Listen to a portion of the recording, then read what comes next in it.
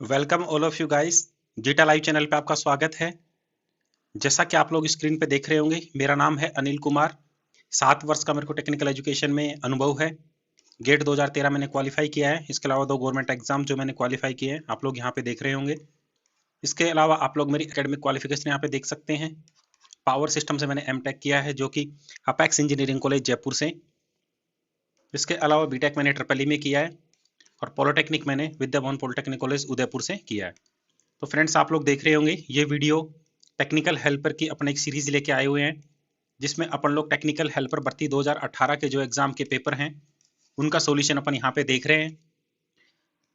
अगर आप लोगों ने पिछली मेरी क्लासें देखी होंगी तो आपको पता होगा ये मेरा 4th नंबर का पेपर है। इससे पहले मैंने 3 पेपर हल करा चुका हूँ। तो अगर आप लोग पिछले 3 पेपर देखना चाहते हैं तो जो प्ले लिस्ट है उसका लिंक मैंने यहाँ पे ऊपर आई बटन में दे दिया है, आप लोग वहां पे जाके उसको देख सकते हैं बाकी क्वेश्चनों को। तो आज जो अपन यहाँ पे पेपर हल करने वाले हैं, ये पेपर है आपका 23 अगस्त की जो यहाँ पे सेकंड शिफ्ट थी उसका अपन पेपर हल कर रहे हैं। आज मैं आपको यहाँ पे ओनली इसके टेक्निकल के जो पेपर हैं, आपके जो ट्रेड थ्योरी के आपके 100 क्वेश्चन जो आए थे वो मैं यहाँ पे हल कराने वाला हूँ। इसके बाद में जो भी इसके राजस्थान जीके और जो मैथ्स वगैरह के क्वेश्चन है वो अपन बाद में अलग से हल करने वाले हैं। तो सबसे पहले यहाँ पे पहला क्वेश्चन देखते हैं। वेरिएबल कैपेसिटर में इस्तेमाल होने वाला डाई इलेक्ट्रिक पदार्थ आमतौर पर खालिस्तान होता है। जैसा कि पिछली क्लासों में भी मैंने आपको बताया, कैपेसिटर किस चीज से मिलकर बना होता है। कैपेसिटर में दो तो पैरेलल प्लेट्स होती हैं और इनके बीच में एक डाइलेक्ट्रिक मटेरियल भरा होता है। तो यहां से आपसे पूछा है कि जो वेरिएबल कैपेसिटर बनाते हैं, यानी कि जिसका अपने को कैपेसिटेंस अपन लोग बदल सकते हैं, उसके बीच में जो डाइलेक्ट्रिक मटेरियल बदलते हैं भरते हैं, वो डाइलेक्ट्रिक मटेरियल किसका होता है, यानी कि कौन सा मटेरियल भरेंगे। तो आप लोग यहाँ पे देख पाएंगे वेरिएबल कैपेसिटर बनाने के लिए अपन डाइलेक्ट्रिक कैपेसिटर में हवा यानी कि एयर का उपयोग किया जाता है। तो इस क्वेश्चन का ऑप्शन नंबर बी राइट है। इसके अलावा देखते हैं यहाँ पे सेकंड क्वेश्चन। सेकंड क्वेश्चन है 250 वोल्ट पर मूल्यांकित 500 वाट और 200 वाट के दो बल्बों का प्रतिरोध का अनुपात क्या होगा। ये क्वेश्चन देखिए, आप लोग देख पा रहे होंगे। ये क्वेश्चन यहाँ पे रिपीटेड क्वेश्चन है आपका। तो देखिए, इस क्वेश्चन को मैं थोड़ा सा यहाँ करता हूँ। हाँ, अब देखिए इस क्वेश्चन को। यहाँ से आपको कहा गया है कि इसका वोल्टेज की वैल्यू दी गई है, V की वैल्यू दी गई है यहाँ पर 250 वोल्ट, और यहाँ पे जो अलग अलग इसकी पावर दी गई है, एक की P1 की वैल्यू दी गई है आपसे 500 वोल्ट, और जो दूसरे की पावर की वैल्यू दी गई है P2 वो दी गई है यहाँ पर 200 वोल्ट। अब यहाँ से वैल्यू पूछी है आपसे, दोनों प्रतिरोधों के अनुपात का अंतर यहाँ से आपसे अनुपात पूछा गया है। तो आप लोगों ने एक फॉर्मूला पढ़ा होगा, P में और V में जो रिलेशन होता है, प्रीवियस क्वेश्चन में मैंने आपको कई में बताया है, P इक्वल टू होता है V² डिवाइड बाई R। ठीक है। अब यहाँ से आपसे अनुपात पूछा है P1 P2 का, तो आप लोग एक में सारी वैल्यू P1 P2 मान लें और दूसरे में आप लोग सारी वैल्यू को, तो मैं कहूंगा अगर पहले का अनुपात लेता हूं P1 equal to V² divide by R1, क्योंकि यहाँ पे वोल्टेज समान है, divide by P2 equal to V² divide by R2। आप लोग देखेंगे, अब यहाँ से आप लोगों को अनुपात लगा लेंगे आप P1 बाई P2 बराबर, आप लोग यहाँ से इसकी वैल्यू देख पा रहे होंगे। अगर इसका अनुपात निकालेंगे तो ये क्या आ जाएगा यहाँ पे R2 बाई R1। तो देखिए R2 की वैल्यू आप लोगों को यहाँ से दी नहीं है, R2 बाई R1 इसी की वैल्यू आपसे यहाँ से पूछी गई थी। तो आप लोग करेंगे P1 बाई P2, ये वैल्यू निकालने के लिए आप लोग कर देंगे तो 500 डिवाइड बाई 200, तो ये अनुपात आएगा आपका 5:2। जबकि आपसे पूछा क्या गया है R1 बाई R2, तो इसके लिए क्या करेंगे आप लोग, इस वैल्यू को उल्टा कर देंगे तो 2:5 आपका आंसर आ जाएगा। ठीक है, तो R1 बाई R2 की वैल्यू क्या आएगी, 2:5। तो ऑप्शन नंबर 20 क्वेश्चन का राइट आंसर होगा। ठीक है, ये इस क्वेश्चन का सॉल्यूशन है यहाँ पे। तो मैं यहाँ से आपको सीधा भी बता सकता था कि जो पावर और जो रेजिस्टेंस का अनुपात होता है वो उल्टा होता है स्टूडेंट्स, जब भी आप लोग देखेंगे, क्योंकि जो R होता है फॉर्मूले में नीचे की तरफ आता है। तो आप लोग सीधा अगर करना चाहते तो आप लोग सीधा बताते सर 200/500 ये इसका आंसर आएगा, तो 2:5 इसका आंसर आने वाला है। परंतु मैंने आपको पूरा हल करके बताया कि ये उल्टा अनुपात क्यों होता है। ठीक है, बाकी जिन स्टूडेंट्स को ध्यान है वो लोग सीधा इस पर टिक कर सकते थे, क्योंकि जब आपको कभी पावर दी हुई है तो उसका रेजिस्टेंस क्या होता है, उल्टा होता है किसी भी बल्ब के लिए। क्वेश्चन नंबर 3 देखते हैं। किसी कंडक्टर में खालिस्तान की वजह से इलेक्ट्रिक करंट गुजरने पर ऊष्मा उत्पन्न होती है। तो देखिए, किसी भी कंडक्टर में ऊष्मा उत्पन्न क्यों होती है, तो एक फॉर्मूला मैंने आपको बताया था, heat equal to H equal to I square R T. Heat इन तीन की वजह से उत्पन्न होती है। हीट आप जितना समय तक आप लोग करंट गुजारेंगे उतनी ज्यादा हीट उत्पन्न होगी। ये करंट की वैल्यू पे निर्भर करती है, और दूसरी बात है रेजिस्टेंस के ऊपर निर्भर कर रही है। तो आप लोग यहाँ से ऑप्शन में देख पाएंगे, आपको रेजिस्टेंस जो दिखाई देगा वो ऑप्शन नंबर डी में दिखाई देगा, रेजिस्टेंस। तो आप लोग कहेंगे किसी कंडक्टर में आर की वजह से क्या होता है, ऊष्मा उत्पन्न होती है। तो आप लोगों को यहाँ पे याद क्या करना है, ऊष्मा का फॉर्मूला आप लोग याद कर लें, तो ये आपका राइट आंसर होगा, ऑप्शन नंबर डी। अगर स्टूडेंट किसी क्वेश्चन में आपको प्रॉब्लम है तो आप लोग उसको जो क्वेश्चन नंबर है उस वीडियो के कमेंट्स बॉक्स में डाल दें, जिससे कि मैं आपको आने वाली वीडियो में उसका सॉल्यूशन अच्छे से एक्सप्लेन कर पाऊँ। इसके अलावा जीटा लाइव ग्रुप के ऊपर जो चैनल है आपका जीटा लाइव, इसी चैनल का एक व्हाट्सएप ग्रुप है जिसका लिंक आपके डिस्क्रिप्शन बॉक्स में दिया हुआ है। आप लोग उस ग्रुप में जुड़ करके हमसे जो भी इंफॉर्मेशन होती है आपके लिए वो उस ग्रुप में डाल देते हैं। जैसे कि ये पीडीएफ जिसे मैं आपको हल करा रहा हूँ, ये पीडीएफ भी मैंने उस ग्रुप में डाल दी है, तो आप लोग उस ग्रुप में जुड़ जाएं। जो जीटा लाइव जो आपका यूट्यूब चैनल है, इसका जो डिस्क्रिप्शन बॉक्स है वहाँ पे दिया हुआ है, और आप लोग इसकी पीडीएफ भी वहाँ से प्राप्त कर सकते हैं। इसके अलावा आप लोग उस ग्रुप में अपना कोई क्वेश्चन है तो वो भी सेंड कर सकते हैं, उसका भी मैं आंसर देने की कोशिश करूंगा। तो नेक्स्ट अपन बात करते हैं क्वेश्चन नंबर 4। देखिए, इनमें से कौन सा डिवाइस चुंबकीय फील्ड के रूप में ऊर्जा संग्रहित करता है। ठीक है, चुंबकीय फील्ड के रूप में। तो आप लोगों ने देखा होगा, छोटी क्लासों में एक प्रैक्टिकल पढ़ा होगा। चुंबकीय फील्ड के लिए आप क्या करते थे, एक कॉपर का तार लेते थे और अगर इसको डीसी की बैटरी से आप लोग इसको कनेक्ट कर देते थे तो ये क्या बन जाता था, चुंबक बन जाता था। तो आप लोगों ने फिर पढ़ा होगा, जो कॉपर का वायर होता है उसको अपन यहाँ पे क्या कहते हैं, उसको कहते हैं इंडक्टर। ठीक है, उसको प्रेरण, ठीक है, प्रेरक तो कहते हैं। तो यहाँ पे ऑप्शन नंबर सी इसका राइट आंसर होगा। जो चुंबकीय प्रभाव है ये क्या देता है, जो इलेक्ट्रिकल के तीन बेसिक एलिमेंट है आर एल और सी, इनमें से आर तो ऊष्मा देता है, ठीक है, एल क्या देता है, चुंबकीय प्रभाव देता है, और सी क्या देता है, ऊर्जा को चार्ज के रूप में संग्रहित करता है।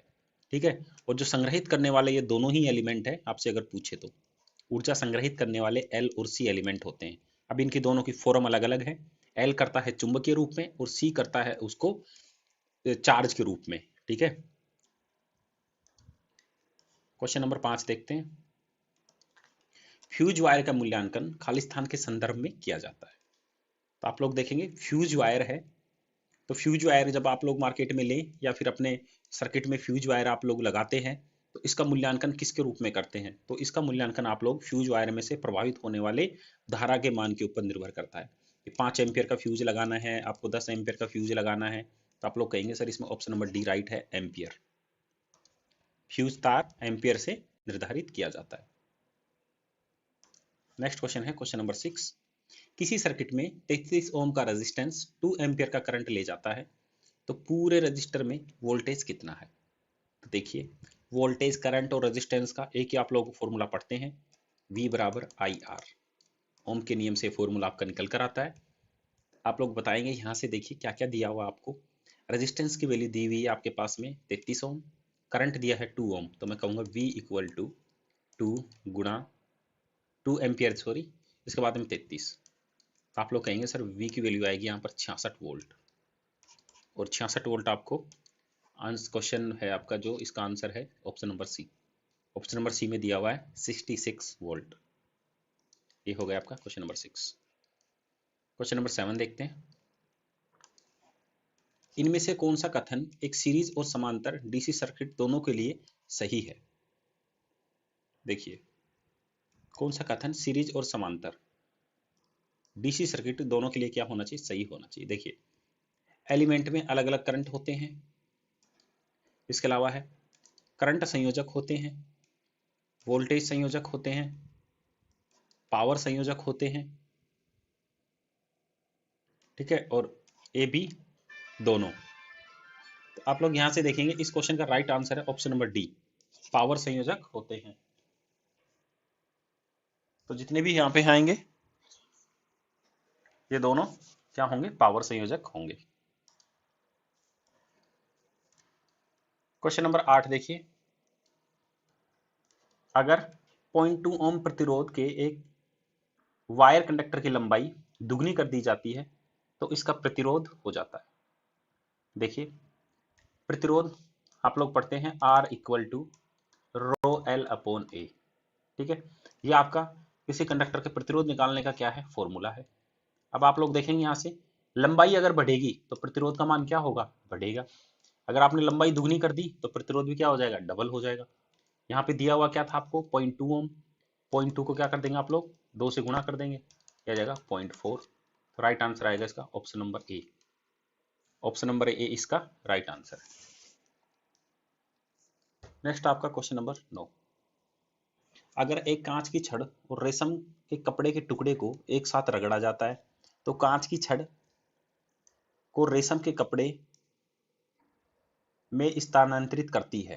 देखिए ये आपने काफी प्रैक्टिकल किया भी होगा, जब आप लोग प्लास्टिक वगैरह की कुर्सी वगैरह पे बैठते हैं और कोई भी आपका रेशम का कपड़ा हो, उससे अगर आप लोग उसको थोड़ा सा यो उसके पास में टच करके या फिर घिस देंगे तो आपकी बॉडी में क्या आ जाता है, करंट सा आने लगता है। आप लोग हाथ लगाएंगे तो आपको करंट का अनुभव होगा। तो ऐसा क्या करता है, जो रेशम का कपड़ा उस बॉडी पे क्या दे देता है, तो उसमें इलेक्ट्रॉन, आप लोगों को पता है विद्युत धारा किसकी वजह से फ्लो होती है, इलेक्ट्रॉन की वजह से। तो कपड़ा भी उसको क्या देता होगा, इलेक्ट्रॉन देता है, ठीक है। तो इसका राइट आंसर होगा ऑप्शन नंबर बी। नेक्स्ट आपका क्वेश्चन नंबर 10, एक ही विद्युत प्रतिरोध के लिए एक समान अनुप्रस्थ काट वाले एक कॉपर कंडक्टर की तुलना में एल्यूमिनियम कंडक्टर का वजन होता है।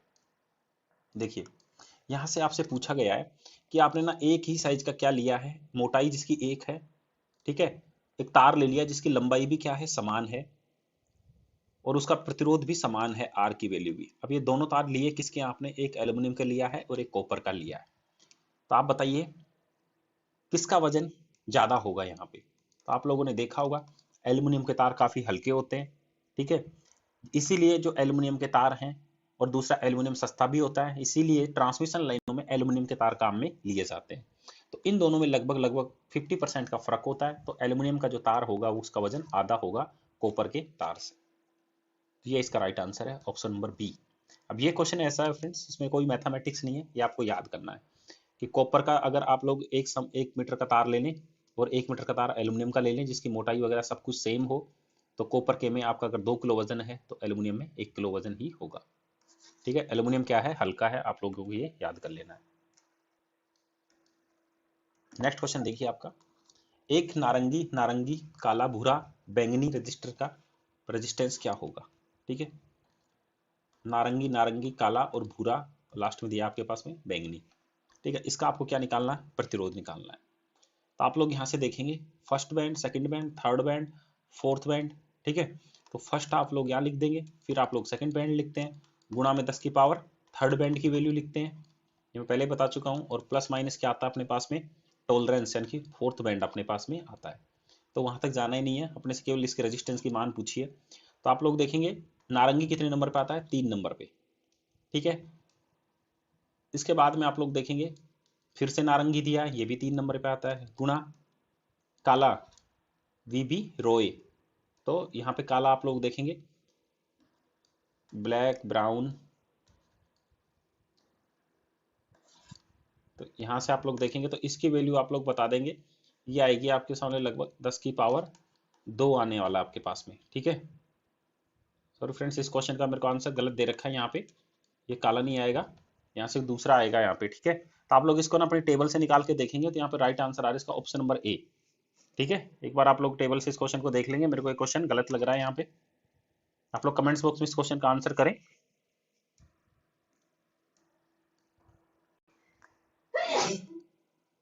यहाँ पे ये मिस प्रिंट है इस क्वेश्चन में कुछ ना कुछ।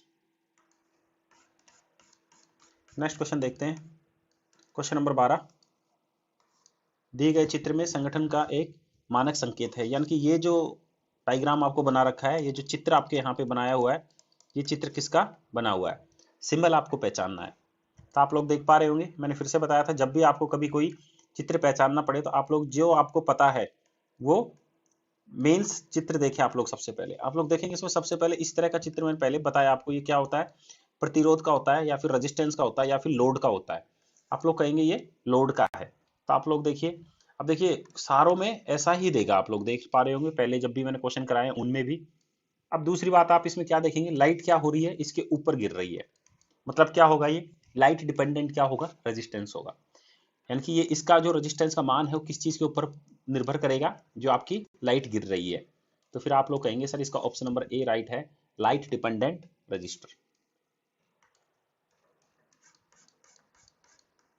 क्वेश्चन नंबर 13 देखिए, एक बंद सर्किट में बैटरी के दो टर्मिनलों के बीच विभव के अंतर को बैटरी का क्या कहा जाता है। इसको कहते हैं बैटरी का टर्मिनल वोल्टेज। तो ऑप्शन नंबर 20 का राइट आंसर है। क्वेश्चन नंबर 14 देखिए, एक रियोस्टेट का इनमें से कौन सा पहलू पोटेंशियोमीटर से अलग है। रियोस्टेट आप लोग समझ गए होंगे, जो एक वेरिएबल रेजिस्टेंस आप लोग देखते होंगे, इस तरह का पोर्सलिन का एक इक्विपमेंट होता है जिसके ऊपर एक प्रतिरोध का क्या लगा होता है, तार लगा होता है। आप लोग इसको यहाँ से अलग अलग कंडीशन पे इसके ऊपर लगा के इसका क्या करते हैं, वैल्यू चेंज करते थे। ये तो होता है आपका रियोस्टेट, ठीक है। अब जो रियोस्टेट है ये पोटेंशियोमीटर से किस तरह से अलग है, तो आप लोग क्या कहेंगे, रियोस्टेट जो आपका है ये आपका हाई वोल्टेज के लिए आप लोग इसको काम में ले सकते हो, जबकि पोटेंशियोमीटर है ये केवल आप लोग छोटी सप्लाइयों से काम में लेते हो। आप लोगों ने देखा होगा पोटेंशियोमीटर का जो वायर होता है बहुत ही बारीक होता है। देखिए पोटेंशियोमीटर का प्रैक्टिकल आप लोगों ने किया होगा, अननोन रेजिस्टेंस का मान याद करने के लिए या फिर अननोन विभव का पता करने के लिए आप पोटेंशियोमीटर का काम में लेते थे। यहाँ से एक एल लंबाई का वायर लगा होता था, यहाँ पे इसमें एक की लगी होती थी स्लाइड करने के लिए, और आप गैल्वेनोमीटर में इसमें इसका जो मान होता था इसको क्या करते थे, बैलेंस करने की कोशिश करते थे। तो आप लोगों ने देखा होगा ये जो वैल्यू है यहाँ पे जो आर लगा हुआ है ये बहुत पतला आर लगा होता था, तो ये क्या करेगा, ये केवल कम वैल्यू के वोल्टेज के लिए काम करता था, ठीक है। और जो आपका रियोस्टेट है ये तो आप लोग देख पा रहे होंगे, रियोस्टेट आप लोग 1 किलोवाट का भी काम में लेते हैं, है ना, 5 किलोवाट के भी अवेलेबल है। अलग अलग मोटाई का जो तार आपका मार्केट में अवेलेबल है, और इसकी रेटिंग क्या हो जाएगी फिर, हाई। नेक्स्ट देखिए, नेक्स्ट क्वेश्चन है, किरचॉफ के करंट के नियम के अनुसार एक सामूहिक पैरामीटर सर्किट में किसी नोड से निकलने वाली करंट का बीजगणितीय योग क्या होता है। तो आप लोगों को पता है एक जो सर्किट है आपका, एक नोड है, इस पे कुछ करंट आ रही है कुछ करंट जा रही है। अगर आप लोग आने वाली को प्लस मान लेते हैं, ठीक है, और जो जाने वाली है उनको माइनस मान लेते हैं, और अगर इनका सम कर देते हैं तो इनका सम क्या आना चाहिए, 0 आना चाहिए। तो फिर इसका राइट आंसर ऑप्शन नंबर ए है। एक नोड के ऊपर आने वाले और जाने वाले करंट का सम क्या होगा, बीजगणितीय योग हमेशा 0 होता है। ये तो केवीएल और केसीएल की क्या है, डेफिनेशन ही है। आपसे पूछे कोई केवीएल क्या कहता है तो आप लोग यही परिभाषा उसकी बताते हैं। क्वेश्चन नंबर 16 देखिए, एक स्थिर विद्युत फील्ड के विरुद्ध एक इकाई चार्ज को दो बिंदुओं के बीच में स्थानांतरित करने पर किया जाने वाला कार्य क्या कहलाता है। ये कहलाता है वोल्टेज। V इक्वल टू क्या होता है, W/Q, ठीक है। किसी चार्ज को एक पॉइंट से दूसरे पॉइंट तक ले जाने के लिए जो कार्य किया जाता है उसे ही क्या कहते हैं, वोल्टेज कहते हैं। नेक्स्ट है क्वेश्चन नंबर 17, इनमें से कौन सा डिवाइस एक वोल्टेज स्रोत के साथ सीरीज में दो रेजिस्टेंस वाला सर्किट बनाता है। देखिए आपको क्या पहचानना है, डिवाइस पहचानना है जो एक वोल्टेज स्रोत के साथ सीरीज में दो रेजिस्टेंस वाला सर्किट बनाता है। देखिए आप लोग कहेंगे कि मैं एक वोल्टेज सोर्स बना देता हूँ, ये मैंने प्लस लिया ये मैंने माइनस लिया, ठीक है, और इस तरह से इसने क्या किया, सीरीज में दो रेजिस्टेंस जोड़ दिए हैं। तो ये सर्किट क्या कहलाता है, तो आप लोग कहेंगे सर इस सर्किट को हम लोग वोल्टेज डिवाइडर के रूप में काम लेंगे।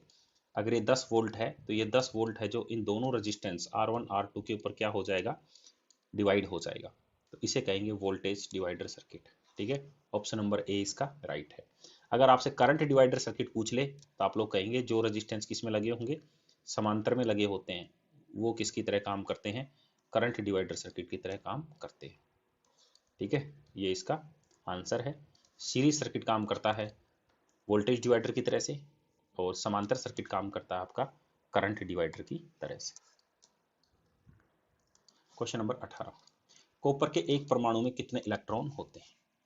तो आप लोगों को मैंने फिर से पिछली क्लास में बताया था फ्रेंड्स, आपके लेवल के ऊपर 1 से लेकर 30 तक के जितने भी परमाणु हैं अपने पास, उनके परमाणु क्रमांक आपको याद होने चाहिए। Hydrogen, helium, lithium, beryllium, boron, carbon, आपको 30 तक की गिनती याद होनी ही होनी चाहिए। ठीक है, बार बार मैं अपने स्टूडेंट्स को बताता हूँ, पीरियोडिक टेबल जो आपने 7वीं 8वीं क्लास में पढ़ी होगी वो इतनी इंपॉर्टेंट है कि हर एग्जाम में उससे क्वेश्चन आता है। आज आप लोग देख पा रहे होंगे आपके एग्जाम में कॉपर का क्या पूछा आपसे, परमाणु क्रमांक पूछ लिया। तो फ्रेंड्स कॉपर आता है आपका 29 नंबर। इसका राइट आंसर है ऑप्शन नंबर डी। आप लोग 6ठी से 7वीं क्लास की किताब उठा लें, वहाँ पे आप लोग इसको देख सकते हैं और आप लोग अपने नोटबुक के ऊपर छाप लें। 1 से लेकर 30 तक के परमाणु क्रमांक के सीक्वेंस से नाम याद कर लें। आप लोगों को पता होना चाहिए Fe का जब आपसे पूछे तो 26 पे आता है। ठीक है, सल्फर का आपसे पूछे तो 16 नंबर पे आता है, एल्यूमिनियम का आपसे पूछे तो 13 नंबर पे आता है। ठीक है, आप लोगों को सीधा क्लियर याद होना चाहिए। ऑक्सीजन का पूछे तो 16 नंबर, सॉरी 8 नंबर पे ना, 16 नंबर तो इसका एटॉमिक मास होता है। तो इस तरह से आप लोग इसको याद कर लें। कार्बन का पूछे तो आप लोगों को पता हो 6 नंबर पे आता है। एकदम हवा में आपको याद होना चाहिए। नेक्स्ट क्वेश्चन देखिए आप लोग, क्वेश्चन नंबर 19। इनमें से कौन सा घटक निश्चित डीसी को परिवर्तित डीसी में बदलता है? ठीक है, ये कह रहा है आपके पास में एक फिक्स डीसी है, उसको वेरिएबल डीसी में कौन बदलता है? तो यानी कि डीसी से जो डीसी में काम करता है उस सर्किट को आप लोग कहते हैं चॉपर। ठीक है, ऑप्शन नंबर ए इसका राइट आंसर है। रेक्टिफायर फ्रेंड्स आपका कन्वर्ट करता है एसी से डीसी में, केवल एसी से डीसी। ठीक है, अब आप लोग कहें डीसी से एसी तो वो बदलता है इन्वर्टर, और ये इन्वर्टर यहाँ पे देखो आपको दे ही दिया। तो इन्वर्टर में आप लोग कहेंगे सर इन्वर्टर बदलता है डीसी को एसी में। ठीक है, और फ्रेंड्स याद रखें चॉपर डीसी टू डीसी काम करता है। साइक्लो कन्वर्टर आपका करता है वेरिएबल एसी को एसी में ही कन्वर्ट करता है। ठीक है, एसी को एसी में। तो ये 4 चीजें आप लोग लिख लें अपने कॉपी के अंदर। जब आपसे डीसी से डीसी पूछे तो आप लोग आंसर लगाएं चॉपर। जब आपको एसी से एसी पूछे तो आप लोग लगाएं साइक्लो कन्वर्टर। जब आपको एसी से डीसी में बदले जो कि आपका चार्जर भी काम करता है उसे कहेंगे आप लोग रेक्टिफायर। आपके घरों में जो इन्वर्टर लगा होता है जो डीसी यानी कि बैटरी से आपका एसी पावर सप्लाई देता है उसको आप लोग कहेंगे इन्वर्टर। यहां से आप लोगों आपसे पूछा था डीसी टू डीसी, तो आंसर हो जाएगा चॉपर। नेक्स्ट क्वेश्चन देखिए, क्वेश्चन नंबर 20। पावर इलेक्ट्रॉनिक शब्दावली में एससीआर का विस्तार क्या है? तो देखिए एससीआर सिलिकॉन कंट्रोल रेक्टिफायर। बच्चों याद कर रखा होगा आपने ये सिलिकॉन कंट्रोल रेक्टिफायर। तो आप लोग ऑप्शन देखें, ऑप्शन नंबर बी में ये आपको दिखाई दे रहा है सिलिकॉन कंट्रोल रेक्टिफायर। मैंने आपको ये पूरा बता रखा है इसमें कितनी परत होती हैं। तो आप लोगों को कहना है सर इसमें टोटल परत कितनी होती हैं? टोटल परत इसमें 4 होती हैं। ठीक है, और जंक्शन कितनी होती हैं? इसमें 3 होती हैं। ठीक है, याद कर लें आप लोग, जंक्शन इसमें J1 J2 J3। टोटल परत की अगर आप बात करोगे तो 1 2 3 और 4 रट लें आप लोग। एससीआर में परत बराबर लिख लें आप लोग 4, और जंक्शन बराबर यानी कि संधि आप हिंदी में कहेंगे, मैं इंग्लिश में बोल रहा हूँ यहाँ पे, जंक्शन संधि होती है 3। ठीक है, ये इसका राइट आंसर हो जाएगा ऑप्शन नंबर बी। नेक्स्ट आपका देखिए अगला ही क्वेश्चन आपसे पूछ लिया। ऊपर मैंने आपको बताया एससीआर में पीएन कितनी जंक्शन होंगी, तो अभी अभी आपको मैंने बताया 3 जंक्शन होंगी। तो देखिए फ्रेंड्स, यानी कि क्वेश्चन आपके बिल्कुल बेसिक से एससीआर उठाया, एससीआर से 3-4 क्वेश्चन जितने उससे बन सकते थे सारे एक ही पेपर में चिपका दिए। ठीक है, तो आप लोग डीपली अच्छे से पढ़ लें इन टॉपिकों को। ये पेपर करवाने का उद्देश्य यही है कि आपको पता लग सके किस किस क्वेश्चन किस किस टॉपिक से क्वेश्चन आपके ज़्यादा वहाँ पर एग्जाम में आ रही है। नेक्स्ट आपका क्वेश्चन आप लोग देख पा रहे होंगे, सिंबल का क्वेश्चन है, आपको बताना है ये सिंबल किसका है। तो आप लोगों के सामने ऑप्शन आपको दिखाई दे रहे होंगे, ये आपके ऑप्शन है, फिर से दिखाता हूँ। देखिए ये सिंबल जो आपका है ये आपका एन चैनल मॉसफेट का है। किसका सिंबल है? एन चैनल मॉसफेट का। देखिए बीजेटी का आप लोग सिंबल समझ गए होंगे, पीएनपी जो ट्रांजिस्टर है और आपका जो एनपीएन ट्रांजिस्टर है वही बीजेटी के टाइप है। आईजीबीटी आप लोग फुल फॉर्म समझ गए होंगे, insulated gate bipolar transistor. MOSFET की फुल फॉर्म होती है metal oxide silicon field effect transistor. ठीक है, ये इसकी फुल फॉर्म होती है। आप लोग समझ गए, ये आंसर ए है इसका। तो इन सब के सिंबल आप लोग लिख के याद कर लें। वैसे मैंने आपको बताया कि सिंबल बहुत इंपॉर्टेंट है, हर पेपर में 3 से 4 सिंबल आपके पेपर में पूछे गए हैं। टोटल लगभग आपके जो थ्योरी की बुक है उसमें 50 सिंबल हैं, उन 50 सिंबलों को आप लोग याद कर लें। नेक्स्ट है क्वेश्चन नंबर 23। एसी वितरण प्रणाली में समान रूप से निम्नलिखित में से कौन सा प्रयुक्त नहीं किया जाता? ओके, आपको बताना है कि जब एसी वितरण प्रणाली है यानी कि जो एसी पावर को आपके घरों तक जब सप्लाई किया जाता है जनरेटिंग स्टेशन से, तो उसमें से कौन सा तरीका नहीं है? ठीक है, आपके घरों तक पावर सप्लाई पहुंचाने का।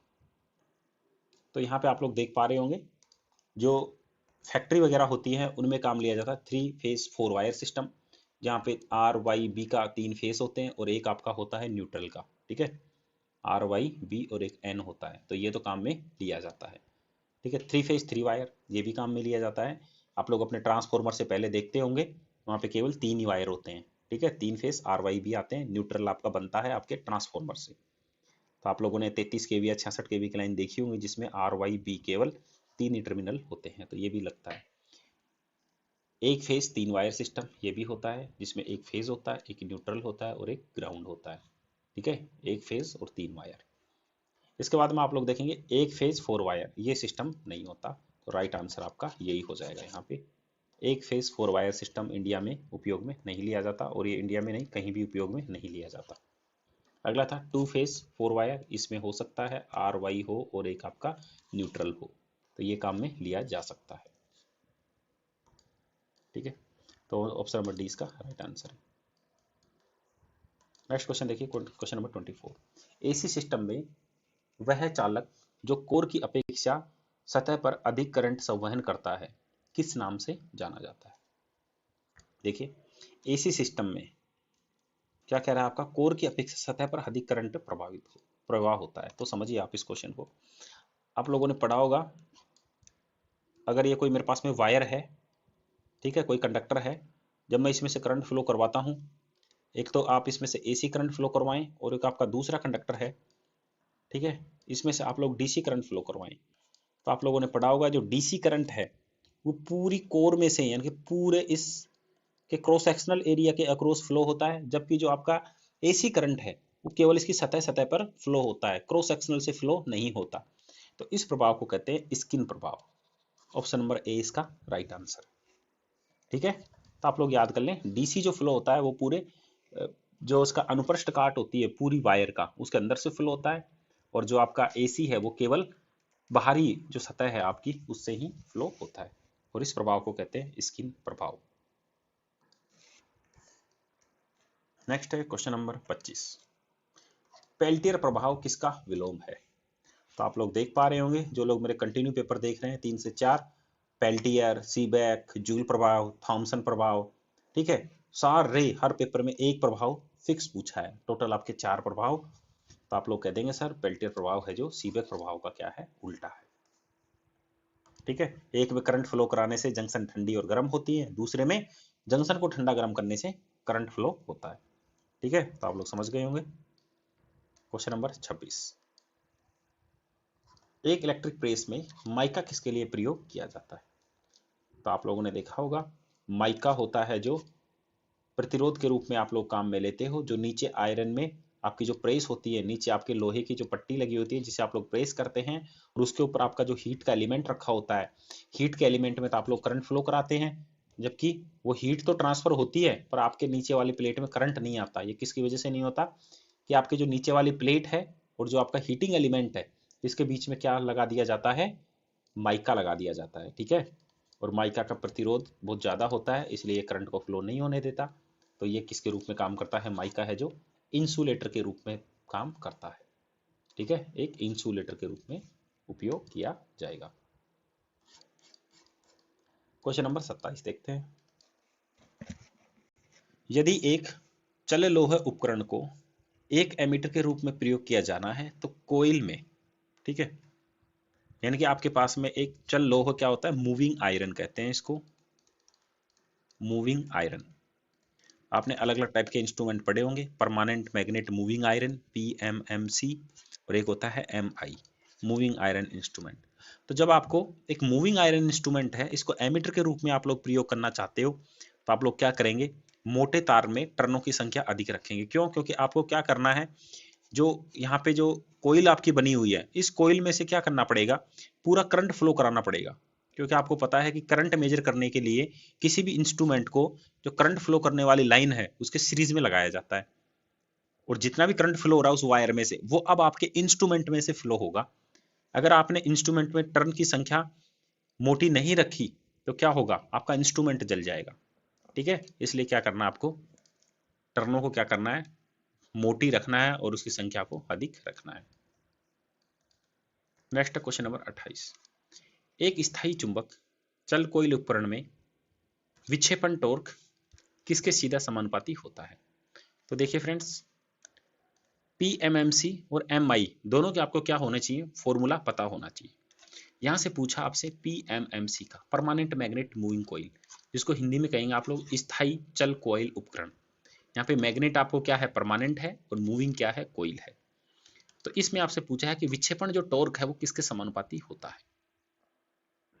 तो विक्षेपण जो आप लोग देखेंगे ये किसके समानुपाती है, ये प्रोपोर्शनल होता है करंट के, ठीक है। और अगर मैं आपको एम आई में बता दूं तो ये समानुपाती होता है आई स्क्वायर के, ठीक है। तो आप लोग इस चीज को लिख लें, पीएमएमसी किसके समानुपाती होगा, टॉर्क किसके होगा, टॉर्क समानुपाती होगा आई के, और एम आई में टॉर्क समानुपाती होगा आई स्क्वायर के। यही वजह होती है कि इसमें जो स्केल होता है आपका, जो पैमाना होता है वो कैसा होता है, एक समान होता है, और जो एमआई इंस्ट्रूमेंट होता है उसमें पैमाना आपका असमान होता है। इन दो बातों को भी आप लोग लिख लें, आने वाले एग्जाम में ये भी आपसे पूछा जाएगा, ठीक है। तो यहाँ पे आपका जो सही आंसर है, देखिए हाँ आई के तो होता ही है फ्रेंड्स। दूसरी बातें बाकी ऑप्शन देखिए आप लोग, फ्लक्स के समानुपाती होगा, ये भी सही है। टर्न की संख्या के समानुपाती, ये भी सही है, ठीक है। मैंने ऑप्शन सी देखा तो सी भी सही है इसका, ये भी सही है। और कोयल में जो फील्ड होगा उसके भी समानुपाती, तो इसका आंसर है ऑप्शन नंबर ई, ठीक है। आई के तो होता ही है, बाकी इन सबके भी समानुपाती होता है। तो आप लोग जो टॉर्क है, टीसी का फॉर्मूला है, उसको आप लोग याद कर लें। टीसी का फॉर्मूला आप लोग यहाँ पे देखेंगे एन डी फाई, ठीक है। इसके अलावा आई, ये यहाँ पे D phi by D T आएगा यहाँ पे। तो इस तरह से इसका फॉर्मूला है। तो आप लोग पूरे पैरामीटर पे ध्यान दें, यहाँ पे केवल करंट का नहीं पूछा, हाँ करंट का तो होगा ही, इसके अलावा इन सब पे भी डिपेंड करता है। तो ऑप्शन नंबर ई इसका राइट आंसर है। नेक्स्ट है क्वेश्चन नंबर 29। स्थायी चुंबक गतिशील कोइल उपकरण का स्केल क्या है? देखिए ऊपर वाले क्वेश्चन में मैंने आपको एक्सप्लेन किया और यहाँ पे आपसे पूछ लिया। क्या पूछा आपसे? PMMC, permanent magnet moving coil, स्थायी चुंबक गतिशील कोइल का स्केल कैसा होगा? तो आप लोग ऊपर जाकर देख सकते हैं, मैंने स्केल आपको बताया था एक समान, और जिसको इंग्लिश में क्या कहते हैं, यूनिफॉर्म, ठीक है। ऑप्शन नंबर ए इसका राइट आंसर होगा। तो बच्चों सबसे इंपॉर्टेंट बात क्या है, कुछ शब्द आपको जो हिंदी में है उनका आपको अंग्रेजी अनुवाद भी पता होना चाहिए। देखिए आप लोग पेपर इंग्लिश में हिंदी में देख रहे हैं, पर यहाँ पे उसका इंग्लिश रूप लिख दिया है। देखिए आप लोग यूनिफॉर्म, यूनिफॉर्म में किसका वर्ड है, यूनी FORM, ये एक इंग्लिश का वर्ड है, और इसको हिंदी में कहते हैं समान। देखिए मैंने आपको ऊपर समान बताया, पर जिस बच्चे को अगर समान याद होगा तो भी उसका ये क्वेश्चन सही नहीं हो पाता, अगर उसको ये नहीं पता कि समान को इंग्लिश में क्या कहते हैं, यूनिफॉर्म कहते हैं।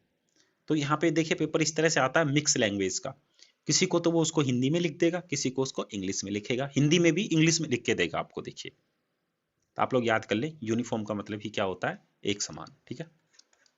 तो नेक्स्ट क्वेश्चन नंबर 30 देखिए, गतिशील कोइल स्थायी चुंबक उपकरणों में फ्लक्स मीटर के रूप में किस प्रकार उपयुक्त किया जाता है? अब आप यहाँ को क्या मेजर करना है, आपको फ्लक्स मेजर करना है। तो आप लोग इसमें देखिए जब शंट लगाएंगे आप, तो आप इसको क्या बनाएंगे, एमीटर बनाएंगे, आप लोग याद कर लें इसको, ठीक है।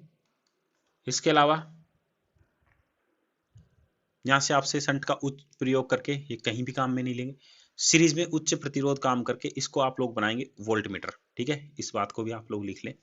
जब आपसे कभी कह दे कि स्थायी जो चुंबक चल उपकरण आपका है इसको वोल्ट मीटर बनाना है, तो क्या करेंगे, तो आप लोग कहेंगे सर आप लोग उच्च सीरीज का क्या लगा देंगे, इसमें प्रतिरोध लगा देंगे।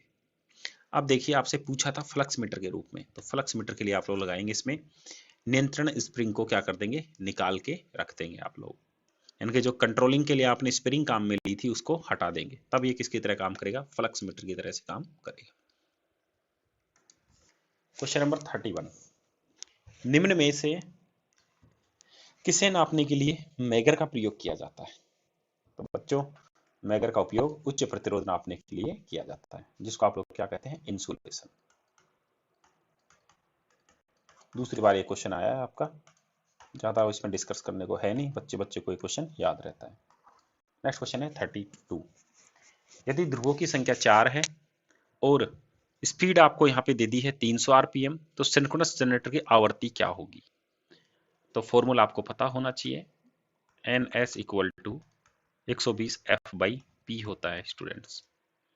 आपसे यहाँ से फ्रीक्वेंसी पूछी है तो आप लोग फ्रीक्वेंसी बराबर फॉर्मूला बना सकते थे। NP को इससे मल्टीप्लाई करेंगे, 120 इसके नीचे आएगा तो आप लोग कहेंगे sir N into P divide by 120। Value आप लोग पुट करिए यहाँ से। पोल आपको 4 दे रखे हैं, ठीक है। स्पीड आपको 300 दे रखी है। इसके बाद में आप लोग रखेंगे 120, काट लीजिए। 4 से आप लोग इसको कितनी बार काटेंगे, 30 बार कट जाएगा ये यहाँ से 30 300 को 10 बार काट देगा। आंसर आ जाएगा 10 हर्ट्ज, जो कि आपको दिखाई दे रहा है ऑप्शन नंबर ए में, ठीक है। तो ये इसका राइट आंसर है। नेक्स्ट बात करते हैं 33 नंबर क्वेश्चन की। 6 ध्रुव सिंक्रोनस अल्टरनेटर की एक परिक्रमण से होकर गुजरी हुई इलेक्ट्रिक डिग्री की संख्या क्या होगी, ठीक है। कितने हैं आपके पास में, 6 ध्रुव है। तो आप लोगों को बताया था एक जो परिक्रमण होता है आपका उसमें 180 होता है, और यहाँ पे टोटल दिए हैं 6, तो 6 गुना आप लोग क्या करेंगे 180 करेंगे, तो इसकी वैल्यू आएगी 1080। तो राइट आंसर है इसका ऑप्शन नंबर ई। पोल गुणा क्या होता है आपका 180, ये होता है electric degree. Theta electric equal to pole गुणा 180। नेक्स्ट क्वेश्चन देखिए, फ्लेमिंग का दाएं हाथ का नियम बिजली के एक जनरेटर में क्या पता लगाने के लिए किया जाता है। तो आप लोगों ने दो चीज पढ़ी होंगी, जनरेटर में तो लगता है आपका दाएं हाथ का नियम और मोटर में लगता है बाएं हाथ का नियम, ठीक है। तो जनरेटर में आप क्या पता करेंगे, जो आपका विद्युत वाहक बल जनरेट हुआ है उसकी दिशा क्या है, तो ऑप्शन नंबर सी आपका राइट आंसर होगा। और मोटर में अगर आपसे पूछ लेता तो आप फोर्स की डायरेक्शन पता करते, बल की दिशा, यानी कि आपकी मोटर किस डायरेक्शन में चलने वाली है। नेक्स्ट आपका क्वेश्चन नंबर 35। एक अल्टरनेटर के रोटर में डीसी आपूर्ति खालिस्तान स्लिप रिंग्स होते हैं, यानी कि आपका जो अल्टरनेटर है उसमें आप लोगों को डीसी सप्लाई देनी है रोटर में। तो आप लोगों को पता है डीसी सप्लाई होती है उसमें दो टर्मिनल होते हैं, एक पॉजिटिव और एक नेगेटिव। तो आपको टोटल कितनी स्लिप रिंग चाहिएंगी, टोटल आपको 2 स्लिप रिंग चाहिएंगी। तो ऑप्शन नंबर बी इस क्वेश्चन का राइट आंसर होगा। क्वेश्चन नंबर देखिए 36। एक अल्टरनेटर के संबंध में निम्न में से कौन सा कथन गलत है, ठीक है। आप लोगों को गलत कथन पता करना है अल्टरनेटर के संबंध में। देखिए फ्रेंड्स, अगर आपने अच्छे से पढ़ाई की तो आप लोगों को सर ने बताया होगा कभी भी डीसी सप्लाई को क्या नहीं किया जा सकता, जनरेट नहीं किया जा सकता, ठीक है। अल्टरनेटर में हमेशा कैसी सप्लाई जनरेट होती है, एसी सप्लाई ही जनरेट होती है, ठीक है। आप लोग एसी से कन्वर्ट करते हैं डीसी में, चाहे आपका डायनामो हो, ठीक है, कोई भी इक्विपमेंट हो, डीसी को उत्पादित नहीं किया जा सकता। आप लोग लिख लें इसके अपने कॉपी के ऊपर, डीसी को अल्टरनेटर से उत्पादित नहीं कर सकते, केवल इसको सेल से उत्पन्न किया जा सकता है डीसी को। तो अल्टरनेटर में जो यहाँ पे लिखा हुआ ऑप्शन नंबर बी में आप लोग देखेंगे यह एसी और डीसी दोनों उत्पन्न करता है। तो आप लोग कहेंगे सर यही बात गलत है, और यही इस क्वेश्चन का क्या हो जाएगा, राइट आंसर हो जाएगा। तो राइट आंसर होगा ऑप्शन नंबर बी, ठीक है। अल्टरनेटर से कभी भी डीसी उत्पन्न नहीं की जा सकती। नेक्स्ट है क्वेश्चन नंबर 37। इंडक्शन मोटर किस सिद्धांत पर कार्य करती है। इलेक्ट्रोस्टैटिक पे नहीं करेगी, रासायनिक प्रभाव पे सेल करते हैं, ठीक है। इलेक्ट्रोकेमिकल इस पे भी नहीं करेगी, आपकी इलेक्ट्रोमैग्नेटिक प्रेरण, ठीक है। इलेक्ट्रोमैग्नेटिक इंडक्शन के ऊपर काम करती है। आपको पहले मैंने बताया था मोटर में क्या होता है, एक वाइंडिंग तो आपकी किस में लगी होगी, स्टेटर में लगी होगी, और दूसरी वाइंडिंग किस में लगी होती है, रोटर में लगी होती है। जो आपके स्टेटर की वाइंडिंग में जब ईएमएफ जनरेट होता है ना, वेरिएबल ईएमएफ जनरेट होता है, इसकी वजह से आपका रोटर में आपका जनरेट होता है, तो आपकी मोटर क्या करने लगती है, घूमने लगती है। और इस प्रभाव को क्या कहते हैं, इलेक्ट्रोमैग्नेट इंडक्शन, इलेक्ट्रोमैग्नेटिक प्रेरण आपको हिंदी में कहेंगे। इसके ऊपर आपके पिछले में पूछा था, ट्रांसफॉर्मर भी इसी के ऊपर काम करता है, जनरेटर भी इसी के ऊपर काम करता है, और मोटर भी इसी के ऊपर काम करती है, ठीक है। चाहे वो किसी की मोटर ही हो, चाहे आपकी फैन की मोटर पूछे, चाहे आपसे इंडक्शन मोटर पूछे, चाहे आपसे डीसी मोटर पूछे, कोई भी मोटर हो, सभी का प्रिंसिपल क्या है, इलेक्ट्रोमैग्नेटिक इंडक्शन। Question number 38। निम्न में से कौन सा एक unexcited single phase synchronous motor है। ठीक है, आपको पता होगा सिंक्रोनस मोटर में क्या देना पड़ता है, एक्साइटेशन देना पड़ता है, ठीक है, जो कि डीसी सप्लाई होती है। पर आपसे यहाँ से पूछा गया है कि unexcited DC phase single motor कौन सी होती है। तो जो आपकी रिलक्टेंस मोटर होती है इसमें आपको क्या नहीं देना पड़ता, सिंक्रोनस मोटर की तरह से आपको एक्साइटेशन नहीं देना पड़ता। आप लोग बताएंगे, इसका राइट आंसर है ऑप्शन नंबर ए।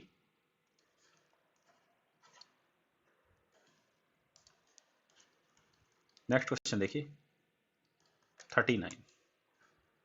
सिंक्रोनस मोटर के डैम्पिंग वाइंडिंग खालिस्तान के लिए उपयोग में की जाती है।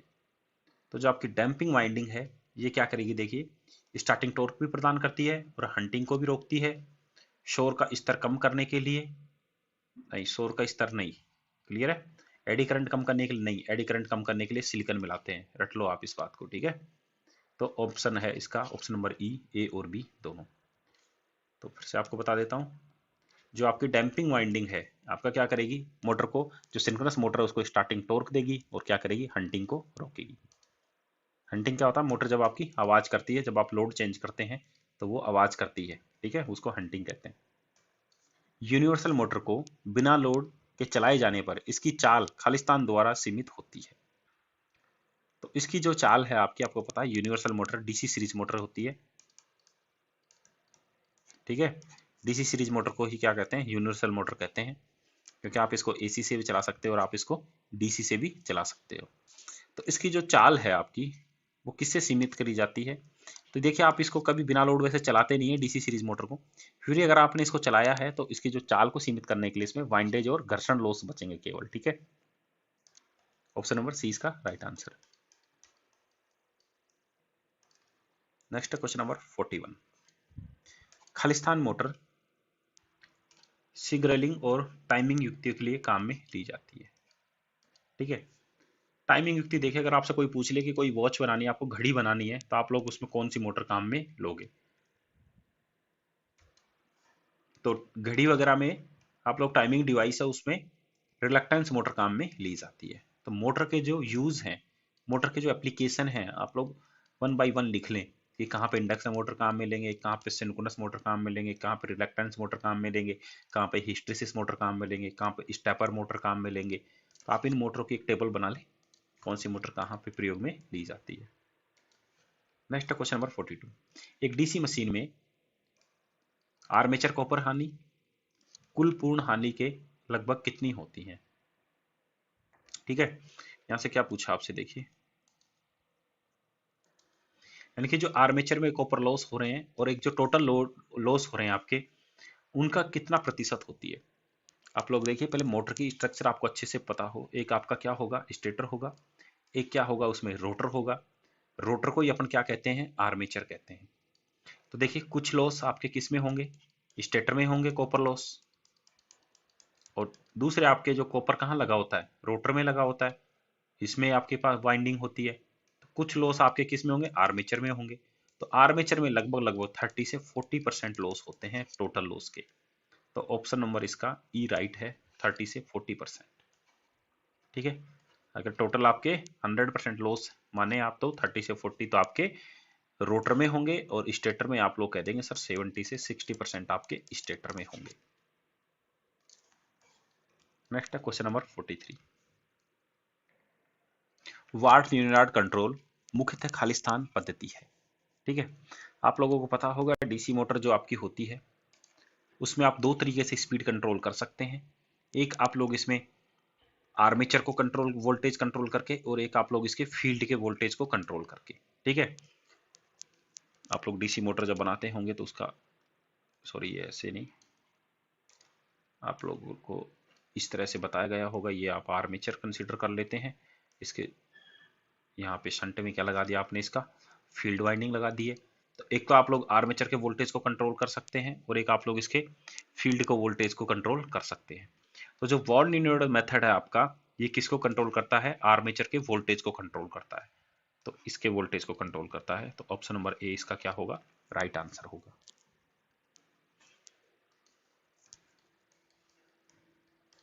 नेक्स्ट क्वेश्चन देखिए, कक्षा 3 सिरेमिक कैपेसिटर्स को ढकता हुआ के रूप में उपयोग किए जाने वाले सबसे आम यौगिक हैं। तो देखिए इस क्वेश्चन में कक्षा 3 यानी कि क्लास 3 का आपके क्या लेना है, सिरेमिक कैपेसिटर लेना है। ठीक है, इसके लिए आप लोग कौन सा इसमें मटेरियल काम में लेंगे? इसमें आप लेंगे बेरियम टाइटेनियम टाइटेनेट। ठीक है, ऑप्शन नंबर सी इसका राइट आंसर होगा।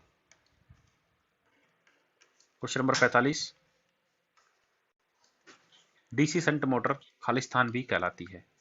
तो डीसी शंट मोटर आपको पता है, शंट शंट का मतलब उसमें क्या है, कांस्टेंट फ्लक्स, तो नियर फ्लक्स मोटर कहलाएगी। ऑप्शन नंबर ए इसका राइट आंसर है। क्वेश्चन नंबर 46, यदि ई डीसी मोटर का बैक ईएमएफ है, ई यहाँ पे मोटर का बैक ईएमएफ बोला है और वी उसका टर्मिनल वोल्टेज है, तो अधिकतम शक्ति की स्थिति, तो आपको पहले भी मैंने बता चुका है कि जो बैक ईएमएफ है वो आपका क्या हो जाए, वोल्टेज का डबल हो जाए। इस स्थिति में क्या होगा, सॉरी बैक ईएमएफ डबल नहीं होगा, इसमें बैक ईएमएफ आपका आधा होगा, क्योंकि डबल बैक ईएमएफ होगा तो फिर तो वो जनरेटर बन जाएगा आपका। ठीक है, तो ये नहीं आएगा यहाँ पे। आप लोग क्या देखेंगे कि जो अप्लाइड वोल्टेज है आपका, जितना अगर आपने जैसे 100 वोल्टेज बाहर से मोटर का अप्लाई किया और आपका जो आर्मेचर है ये यहाँ पे कितना जनरेट कर दे, अगर 50 वोल्ट आपका जनरेट कर दे, ठीक है, यानी कि आधा वोल्टेज जनरेट करे आर्मेचर आपका, इसी को आप लोग बैक ईएमएफ कहते हैं। और तो आपका रिजल्टेंट इसके ऊपर 50 वोल्ट अप्लाई हो जाएगा, तब आपकी इफिशियंसी क्या होगी, इसकी अधिकतम होगी। तो E इक्वल टू V/2, यानी कि जो आपका बैक ईएमएफ E आपका जनरेट हो रहा है वो आपका अप्लाइड वोल्टेज का आधा होना चाहिए। ठीक है, तो आप लोग यहाँ समझ गए होंगे। अगर आप 100 लगाएंगे, 100 डिवाइड बाई 2 करेंगे तो बैक ईएमएफ की वैल्यू कितनी आ जाएगी, 50 आ जाएगी। तो आप लोग सीधा से इस एग्जांपल से समझ सकते हैं, अगर 100 वोल्ट आपने अप्लाई किया तो बैक ईएमएफ आपका 50 आना चाहिए। ठीक है, और ये जो मैंने आपको केस बताया ये क्या है, इस जनरेटर का केस होता है। ठीक है, इस केस में आपका जनरेटर का अगर आपसे पूछ लेता अधिकतम जनरेटर कब शक्ति कब आएगी, तो तब आप ये आंसर करके आ जाते हैं उसमें, क्योंकि जनरेटर में अपने को टर्मिनल बाहर मिलता है। ठीक है, तो जो बाहर मिलने वाला टर्मिनल आपको क्या हो जाना चाहिए, बैक ईएमएफ से, बैक ईएमएफ आपका इतना जनरेट हो कि वो आपको इसको नेगेटिव करने के बाद में भी आपको वोल्टेज दे सके। तो E equal to 2V generator case में अधिकतम होता है और ये आपका मोटर के केस में अधिकतम होता है। क्वेश्चन नंबर 47, यदि एक डीसी मोटर को लोड रहित चाल 1350 आरपीएम है और पूर्ण लोड पर चाल इसकी 1150 है, तो उसकी वोल्टेज नियमितता कितनी होगी? तो आप लोगों ने पढ़ा वोल्टेज नियमितता, वोल्टेज रेगुलेशन कहते हैं। तो आप लोगों ने फॉर्मूला पढ़ा होगा, no load minus full load upon no load into 100। इस फॉर्मूले से आप क्या निकाल लेते हैं, मोटर की वोल्टेज रेगुलेशन निकाल लेते हैं। इस क्वेश्चन को आप लोग हल करोगे तो इसका राइट आंसर आएगा ऑप्शन नंबर सी, 17.39। नियमितता को इंग्लिश में कहते हैं वोल्टेज रेगुलेशन। क्वेश्चन नंबर 48, एक डीसी सीरीज मोटर की स्पीड आर्मेचर करंट विशेषताएं क्या होती हैं? आप लोग क्या बोल रहे हैं यहाँ पर, आपको डीसी सीरीज मोटर है, ठीक है, उसमें क्या होगा, आर्मेचर करंट की आपको विशेषता बतानी है। उसमें जो आर्मेचर करंट आपका जनरेट होता है वो कैसा होता है? तो आर्मेचर करंट की जो शेप होगी वो होगी आयताकार अति परवलय। ऑप्शन नंबर ए इसका राइट आंसर है।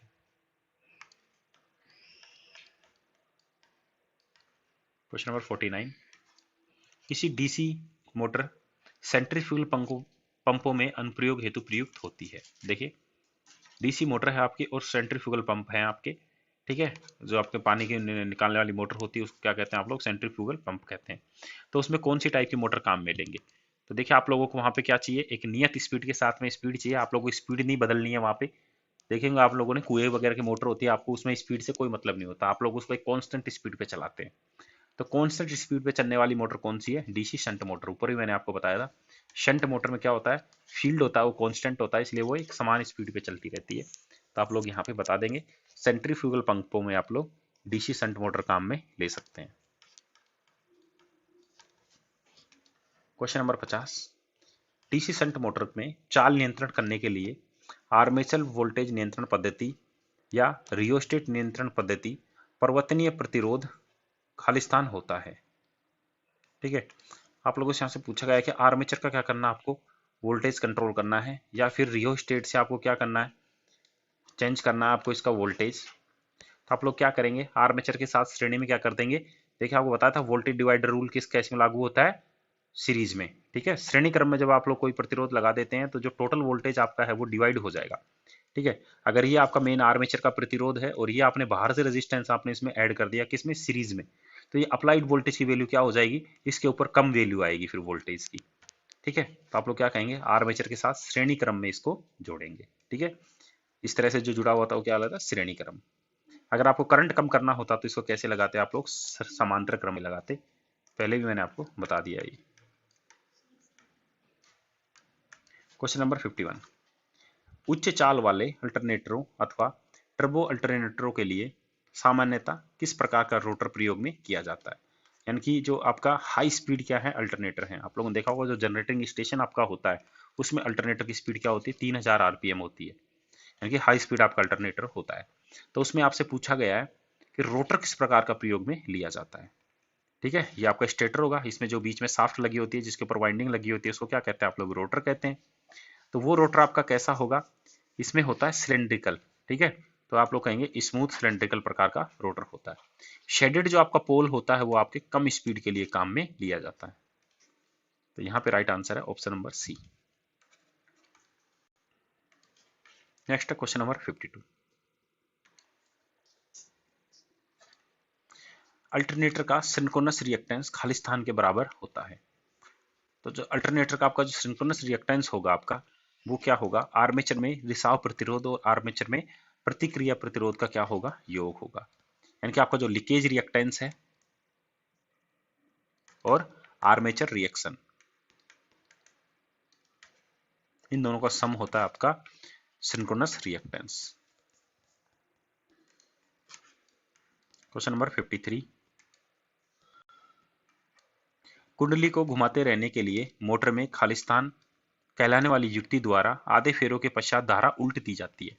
तो आपको पहले बताया था जब आप डीसी मोटर काम में लेते हैं या फिर डीसी जनरेटर काम लेते हैं तो डीसी क्या होता है, वोल्टेज समान होता है।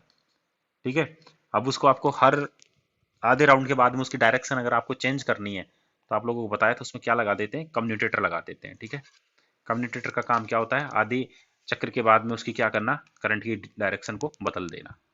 अगर यहाँ पे दो चीज आपसे पूछ ली जाती तो आप लोग कहते हैं सर इसमें कम्यूटेटर और ब्रश होता है, परंतु अगर आपसे सिंगल चीज पूछी है तो पहली प्रायोरिटी आप लोग किसको देंगे, कम्यूटेटर को देंगे, और दूसरी प्रायोरिटी आप लोग किसको देंगे, इसको ब्रश को देंगे। ठीक है, तो यहाँ पे राइट आंसर इसका कम्यूटेटर हो जाएगा।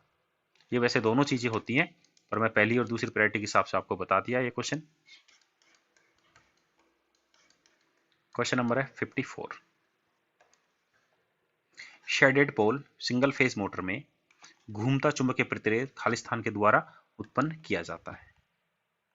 देखिए शेडेड पोल आपकी क्या है, मोटर, और ये सिंगल फेज है। तो आपको बताया था मैंने ये आपका स्टेटर हो जाएगा। अब ये आपका जो रोटर होता है इसकी स्ट्रक्चर होती है या तो शेडेड पोल हो सकता है या ये सिलेंड्रिकल हो सकता है। अब आपको इसमें घूमता हुआ जो प्रतिरोध आपके यहाँ पे सॉरी घूमता हुआ जो चुंबकीय क्षेत्र जनरेट करता है वो क्या करेगी, शेडेड कोयल यहाँ पे जनरेट करती है।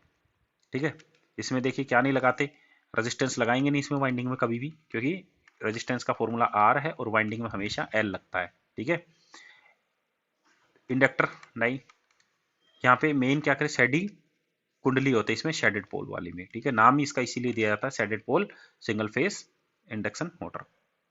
कैपेसिटर इसमें प्रयोग लेंगे नहीं, कैपेसिटर दो मोटरों में काम में लिया जाता है, capacitor start capacitor run, capacitor start capacitor run, और एक होती है कैपेसिटर रन मोटर। ठीक है, इन दोनों में आप लोग कैपेसिटर काम में लेते हैं। सिंगल फेस के लगभग 4 प्रकार हैं। सिंगल फेस मोटर जो आपकी है इंडक्शन वो 4 प्रकार के होते हैं, आप उन चारों को देख लें। निम्न में से कौन सी मोटर एसी और डीसी दोनों प्रकार की विद्युत आपूर्ति पे चल सकती है। तो ऊपर ही मैंने आपको बताया था यूनिवर्सल जो आपकी मोटर है ये एसी डीसी दोनों में चलती है। ऊपर आपने पढ़ा होगा, बताया था आपको जो डीसी सीरीज मोटर होता है इसी को आप लोग क्या कहते हैं, यूनिवर्सल मोटर कहते हैं, क्योंकि ये एसी और डीसी दोनों सप्लाई पे चलती है। नेक्स्ट क्वेश्चन नंबर 56, निम्न में से किस एकल फेज मोटर में रोटर में कोई टीथ या वाइंडिंग नहीं होती। तो जो हिस्ट्रीसिस मोटर होती है आपकी ये हिस्ट्रीसिस लॉसेस के ऊपर काम करती है, तो इसमें आपको वाइंडिंग नहीं रखते। ठीक है, इसमें एक ऐसा मटेरियल रख देते हैं जिसमें हिस्ट्रीसिस लॉसेस होता है केवल। ठीक है, तो ऑप्शन नंबर सी इसका राइट आंसर होगा। 57 नंबर देखिए, स्क्विरल केज प्रेरणी मोटर की 1/7वीं दर चाल से चलने के लिए प्रवृत्ति दर्शाने वाली घटना को क्या कहते हैं। देखिए जो सिंगल फेस आपकी या हो या 3 फेस आपकी जो इंडक्शन मोटर होती है जब वो अपनी मूल चाल से 1/7 चाल के ऊपर चल रही होती है तो आप लोग देखेंगे वो आवाज करने लग जाती है, नॉइस। इस प्रभाव को क्या कहते हैं? तो इस प्रभाव को कहते हैं क्रोलिंग। ठीक है, इसको क्या कहेंगे? क्रोलिंग।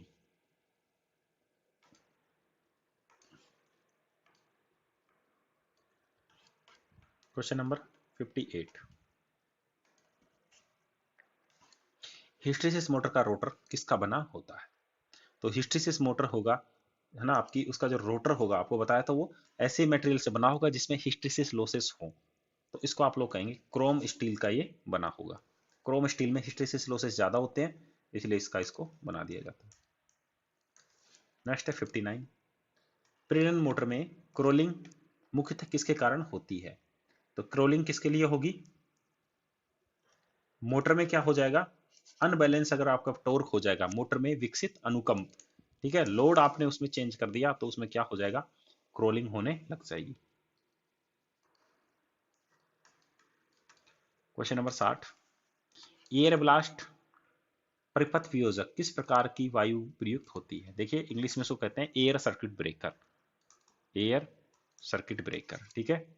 एयर ब्लास्ट परिपथ वियोजक, वियोजक का मतलब क्या होता है? हटाने वाला सर्किट को, ना, ब्रेकर, ब्रेकर को हिंदी में क्या कहते हैं? वियोजक। तो इसमें कौन सी वायु काम में लेते हैं? यहाँ पे आप कह रहे हैं एयर सर्किट ब्रेकर, यानी कि जब दो आप जो यहाँ पे जो सर्किट ब्रेकर आप लोग काम लेंगे, ठीक है, यहाँ पे इस तरह का जिसका सिंबल होगा, इसमें जो हवा भरेंगे वो कैसी हवा भरेंगे आप लोग? देखिए अगर आप लोग साधारण इसमें हवा भर देंगे तो क्या होगा? आर्क निकलेगी। फिर तो आप लोग इसको क्या कर दो, फिर तो खुला ही रहने दो, आप सीधा ही कर लो, सर्किट ब्रेकर लगाओ ही मत, ठीक है। पर इसमें एक स्पेशल प्रकार की हवा भरी जाती है, उस हवा का आपसे नाम पूछा है। तो इसमें जो हवा होनी चाहिए उसमें आर्द्रता नहीं होनी चाहिए, ठीक है। अगर हवा में आर्द्रता होगी तो उसमें क्या होगा? आर्क आपकी ज्यादा निकलेगी। आर्क का मतलब आग, ठीक है, अग्नि। Question number 61। भारतीय मानक संस्थान के अनुसार प्रत्येक उप परिपथ में भार को कितने तक सीमित किया जा सकता है? ठीक है, देखिए इसमें भारतीय मानक संस्थान यानी कि इंडियन स्टैंडर्ड के अनुसार आप लोग बताएं, उप परिपथ है आपका, सब सर्किट है, उसमें आपको टोटल आपको लोड बताना है कि आप लोग कितना लोड वहां पे कनेक्ट कर सकते हैं, ठीक है।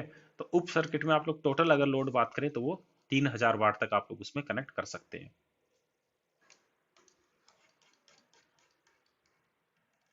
नेक्स्ट आपका क्वेश्चन नंबर 62। भारत में सुरक्षात्मक भू संपर्क के लिए निम्न में से कौन सा मानक रंग इस्तेमाल किया जाता है? तो आप लोग बताएंगे हरा मानक रंग किया जाता है ग्राउंड के लिए, ठीक है। आप लोग इसको क्या कहते हैं? ग्राउंड कहते हैं या फिर अर्थ कह दें। अर्थ वायर या ग्राउंड वायर के लिए आप लोग हरा काम में लेते हैं। फेस के लिए आप लोग कैसा लेंगे? लाल काम में लेंगे। न्यूट्रल के लिए आप लोग काला काम में लेंगे और ग्राउंड के लिए आप लोग हरा काम में लेंगे। ये 3 मानक हैं, इनको रट लें आप लोग। नेक्स्ट है 63 नंबर क्वेश्चन। स्थायी वायरिंग के लिए निम्न में से कौन सी पद्धति सर्वश्रेष्ठ है? तो जब आप लोग स्थायी वायरिंग, सॉरी स्थायी नहीं, स्थायी, यहाँ पे क्वेश्चन में पूछा आपसे अस्थायी, ठीक है। अगर देखिए मैं बता देता हूँ आपको, अगर आपसे स्थायी पूछा होता तो आप लोग देखेंगे स्थायी के लिए जब आप लोग मकान बनाते हैं उसी टाइम अंडरग्राउंड आप लोग जो कर देते हैं पाइप डाल के, उसको तो कहते हैं यहाँ पर, देखिए लिखा नहीं है, कंट्यूट वाइंडिंग, उसको क्या कहते हैं? Conduit winding. पहले वाले पेपरों में आपको बता चुका हूं। तो यहां से स्थायी आपसे पूछा नहीं है, नहीं तो आंसर क्या हो जाता? Conduit wiring.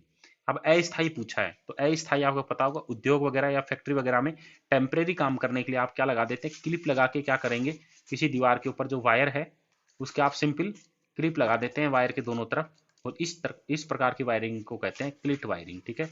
Option number A इसका राइट आंसर होगा। तो जो आप लोग क्लिट वायरिंग करते हैं ये क्यों करते हैं? अस्थायी वायरिंग के लिए काम में किया जाता है। तो दोनों आप लोग लिख लें अपनी कॉपी के ऊपर। अस्थायी के लिए सबसे इंपॉर्टेंट कौन सी है? क्लिट वायरिंग है, और स्थायी के लिए कंट्यूट वायरिंग है, ठीक है। Question number 64। 3SWG व्यास के लिए तुल्यकालिक मान क्या होगा? तो देखिए इससे पहले वाले में आपसे 2SWG का मान पूछा था, जो आपका याद होना चाहिए 7 mm आया था, ठीक है। आज आपसे 3SWG की वैल्यू पूछ ली है, तो 3SWG की वैल्यू आएगी 6.4008। ऑप्शन नंबर डी इसका राइट आंसर है, ठीक है। तो आप लोगों को मैंने बताया था क्या होता है SWG, आप लोग पुराने वीडियो देख के आए होंगे तो आपको पता होगा। ठीक है, वहाँ पे मैंने पूरा SWG का डायग्राम बना के एक्सप्लेन किया हुआ है। तो यहाँ पे अपन टाइम वेस्ट करेंगे नहीं, नेक्स्ट क्वेश्चन पे चलते हैं। 65 नंबर क्वेश्चन, शुष्क सेल का अंकित वोल्टेज क्या होता है? तो बहुत इजी क्वेश्चन है। शुष्क से जो आपका सेल होता है, यानी कि घड़ी वगैरह में आप लोग जो डालने के लिए सेल लेके आते हैं मार्केट से, ठीक है, या फिर आप अपने टॉर्च वगैरह के लिए जो सेल लेके आते हैं, उसकी वोल्टेज की वैल्यू आप लोग देखेंगे 1.5 वोल्ट होती है। ठीक है, राइट आंसर इसका ऑप्शन नंबर ए है। फ्रेंड्स, अगर ये वीडियो आपको अच्छा लग रहा है तो आप लोग इस वीडियो को एक बार लाइक जरूर कर दें, अपने फ्रेंड्स में शेयर कर दें। बार बार बोलने की आपको जरूरत नहीं होनी चाहिए। और चैनल को आपने सब्सक्राइब नहीं किया तो आने वाले वीडियो देखने के लिए आप लोग आप चैनल को सब्सक्राइब कर लें। अगर आपका कोई सजेशन है तो आप लोग कमेंट्स बॉक्स में जरूर लिख दें। आपकी और कोई रिक्वायरमेंट है स्टडी से संबंधित तो वो रिक्वायरमेंट भी आप लोग यहाँ पे लिख सकते हैं। व्हाट्सएप ग्रुप है आपके जीटा लाइव चैनल का, उस व्हाट्सएप ग्रुप में आप लोग जुड़ सकते हैं डायरेक्ट इन्फॉर्मेशन प्राप्त करने के लिए। तो ये आपके लिए एक महत्वपूर्ण सूचना जो मैंने आपको बता दी है। नेक्स्ट क्वेश्चन करते हैं 66, धारा और वोल्टेज में फेज में होने पर शक्ति गुणांक का मान क्या होता है? ठीक है, यानी कि एक ही डायरेक्शन एक ही एंगल आपका क्या है, V का और I का एंगल है आपका, तो आप कहेंगे इसमें पावर फैक्टर क्या होगा, यूनिटी होगा। क्यों? क्योंकि आप लोग पावर फैक्टर मेजर करते हैं कोस फाई से।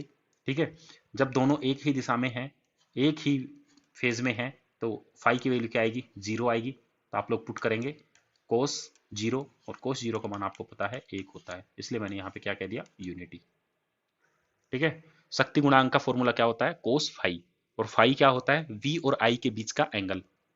जब दोनों सेम फेज में है तो वी और आई का एंगल क्या आ जाएगा, 0, और कोस 0 का मान क्या होता है, 1। ठीक है, इसलिए इसका आंसर क्या आएगा, यूनिटी यहाँ पे आएगा। नेक्स्ट है क्वेश्चन नंबर 67, ACSR संवाहकों में स्टील तार का क्या कार्य है? तो ACSR की फुल फॉर्म आपको पता होना चाहिए। ठीक है, ये ACS वायर आप लोग समझ गए होंगे। एक जो वायर होगा बीच में वो तो क्या होता है, स्टील वायर होता है, और उसके चारों तरफ क्या लगा देते हैं, एल्युमिनियम के वायर होते हैं। ठीक है, आप लोग अपनी जो ट्रांसमिशन लाइन होगी आपके घर के आसपास में, जो भी खंभों के ऊपर जो एल्युमिनियम के तार प्रयोग में लिए जाते हैं खुले वाले, उसको आप लोग देखेंगे तो उसमें एक बीच में आपको स्टील का तार दिखाई देगा, बाहर आपको एल्युमिनियम के तार दिखाई देते हैं। तो यहाँ से आपसे पूछा कि जो स्टील का तार है इसका क्या कार्य है, तो आप लोगों को पता होगा स्टील है आपका, इसकी मैकेनिकल स्ट्रेंथ ज़्यादा होती है। ठीक है, यांत्रिक मजबूती होती है इसमें। अगर आप लोग एल्युमिनियम के तार को खींचेंगे तो जल्दी से टूट जाएगा, पर अगर आप लोग स्टील के तार को खींचेंगे तो जल्दी से नहीं टूटेगा। तो यानी कि ये आपको क्या प्रोवाइड करवा जाता है, अतिरिक्त क्या करेगा, आपको मजबूती प्रदान करेगा। तो ऑप्शन नंबर ए इसका राइट आंसर होगा। अगर केवल बिना इसके लगा दिए जाते, बिना स्टील के वायर के लगा देते, तो आपके क्या होंगे, तार खींच के टूट जाएंगे, उनमें आप लोग जो तनाव है वो उत्पन्न ही नहीं कर पाएंगे, अच्छे से उनको खींच ही नहीं पाएंगे। तो ये क्या करेगा, आपका अतिरिक्त मजबूती प्रदान करता है। और ACS का फुल फॉर्म आप लोग कहेंगे एल्युमिनियम, एल्युमिनियम और इसका है स्टील रेनफोर्स। ठीक है, एल्युमिनियम कंडक्टर स्टील रेनफोर्स इसकी फुल फॉर्म है, आप लोग याद कर ले इसको। बाकी आपके फॉर्मूला पूछेगा नहीं कि 7/37 लिखा हुआ तो क्या होता है, इस तरह से आपसे इसमें पूछता नहीं है।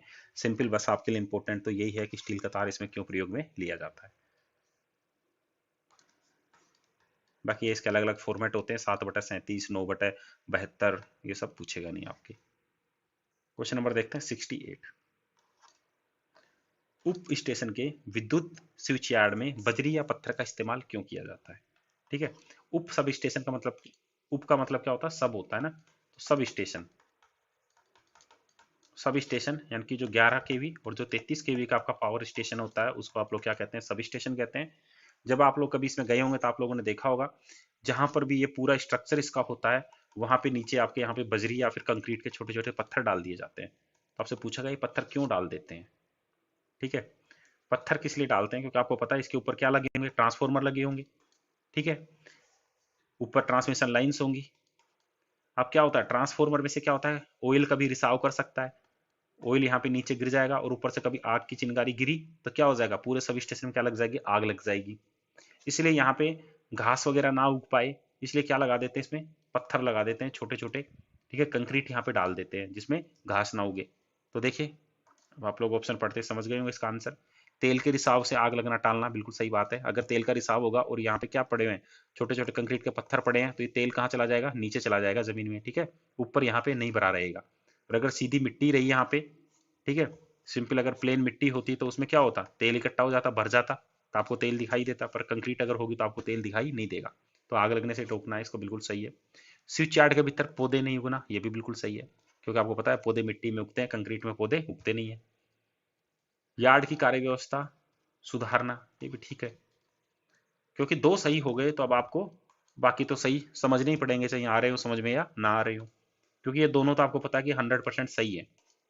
और आप लोग देखेंगे ए बी का आपके पास कोई ऑप्शन है नहीं यहाँ पे, इसके अलावा ऑप्शन नंबर ई इसका राइट हो जाएगा। तो आप लोग क्वेश्चन को इस तरह से कर सकते हैं, बाकी आपको समझ में आए या ना आए। बाकी अगला आप देख सकते हैं, लघु पर त्रुटियों के दौरान स्टेप या स्पर्शी विभव घटाना, ठीक है, यानी कि जब भी आपका कभी शॉर्ट सर्किट हो तो आपका जो कॉन्टैक्ट रेजिस्टेंस है उसको कम कर देगा ये, तो ये भी सही है यहाँ पे। तो ऑप्शन इसके चारों क्या होंगे, सही, ऑप्शन नंबर ई इसका राइट आंसर। क्वेश्चन नंबर 69, स्वच्छ क्षेत्रों में सब स्टेशन के इंसुलेटरों के लिए कितनी क्रीपेज की दूरी सुझाव दी जाती है, ठीक है, स्वच्छ क्षेत्रों में, ठीक है, ये क्या पूछना चाह रहा है आप लोग समझिए। जो आपका सब स्टेशन होगा, अभी मैंने बताया सब स्टेशन आप लोग समझ गए होंगे, 33 केवी और 11 केवी का जो पावर स्टेशन होता है उसको क्या कहते हैं, आपका सब स्टेशन कहते हैं। अब आपको कहा गया है कि जब इंसुलेटर आप लोग काम में लेते हैं ना, जैसे आपकी लाइन में वो लाइट काटते हैं, वहां से वो लगाते हैं लाइट, तो यहाँ पे जो दो ये पॉइंट होंगे इनके बीच की दूरी क्या होना चाहिए, और आपको इसमें कंडीशन क्या दी है कि स्वच्छ मौसम वाले में, यानी कि जहाँ पे गीला वगैरह मौसम नहीं रहता, कुछ ऐसे क्षेत्र होते हैं पहाड़ी क्षेत्र जहाँ पे हमेशा बर्फ वगैरह गिर रही होती है, उसकी कंडीशन अलग है। तो जहाँ पे शुद्ध क्षेत्र होगा वहां पे इनकी बीच की जो दूरी है वो क्या आती है, 16 mm पर केवी होती है, ठीक है, इस एयर की स्ट्रेंथ आपको 16 mm पर केवी। जितने भी केवी का आप लोगों को सर्किट ब्रेकर बनाना है, आप लोग उसको क्या करें, 16 से मल्टीप्लाई कर लें।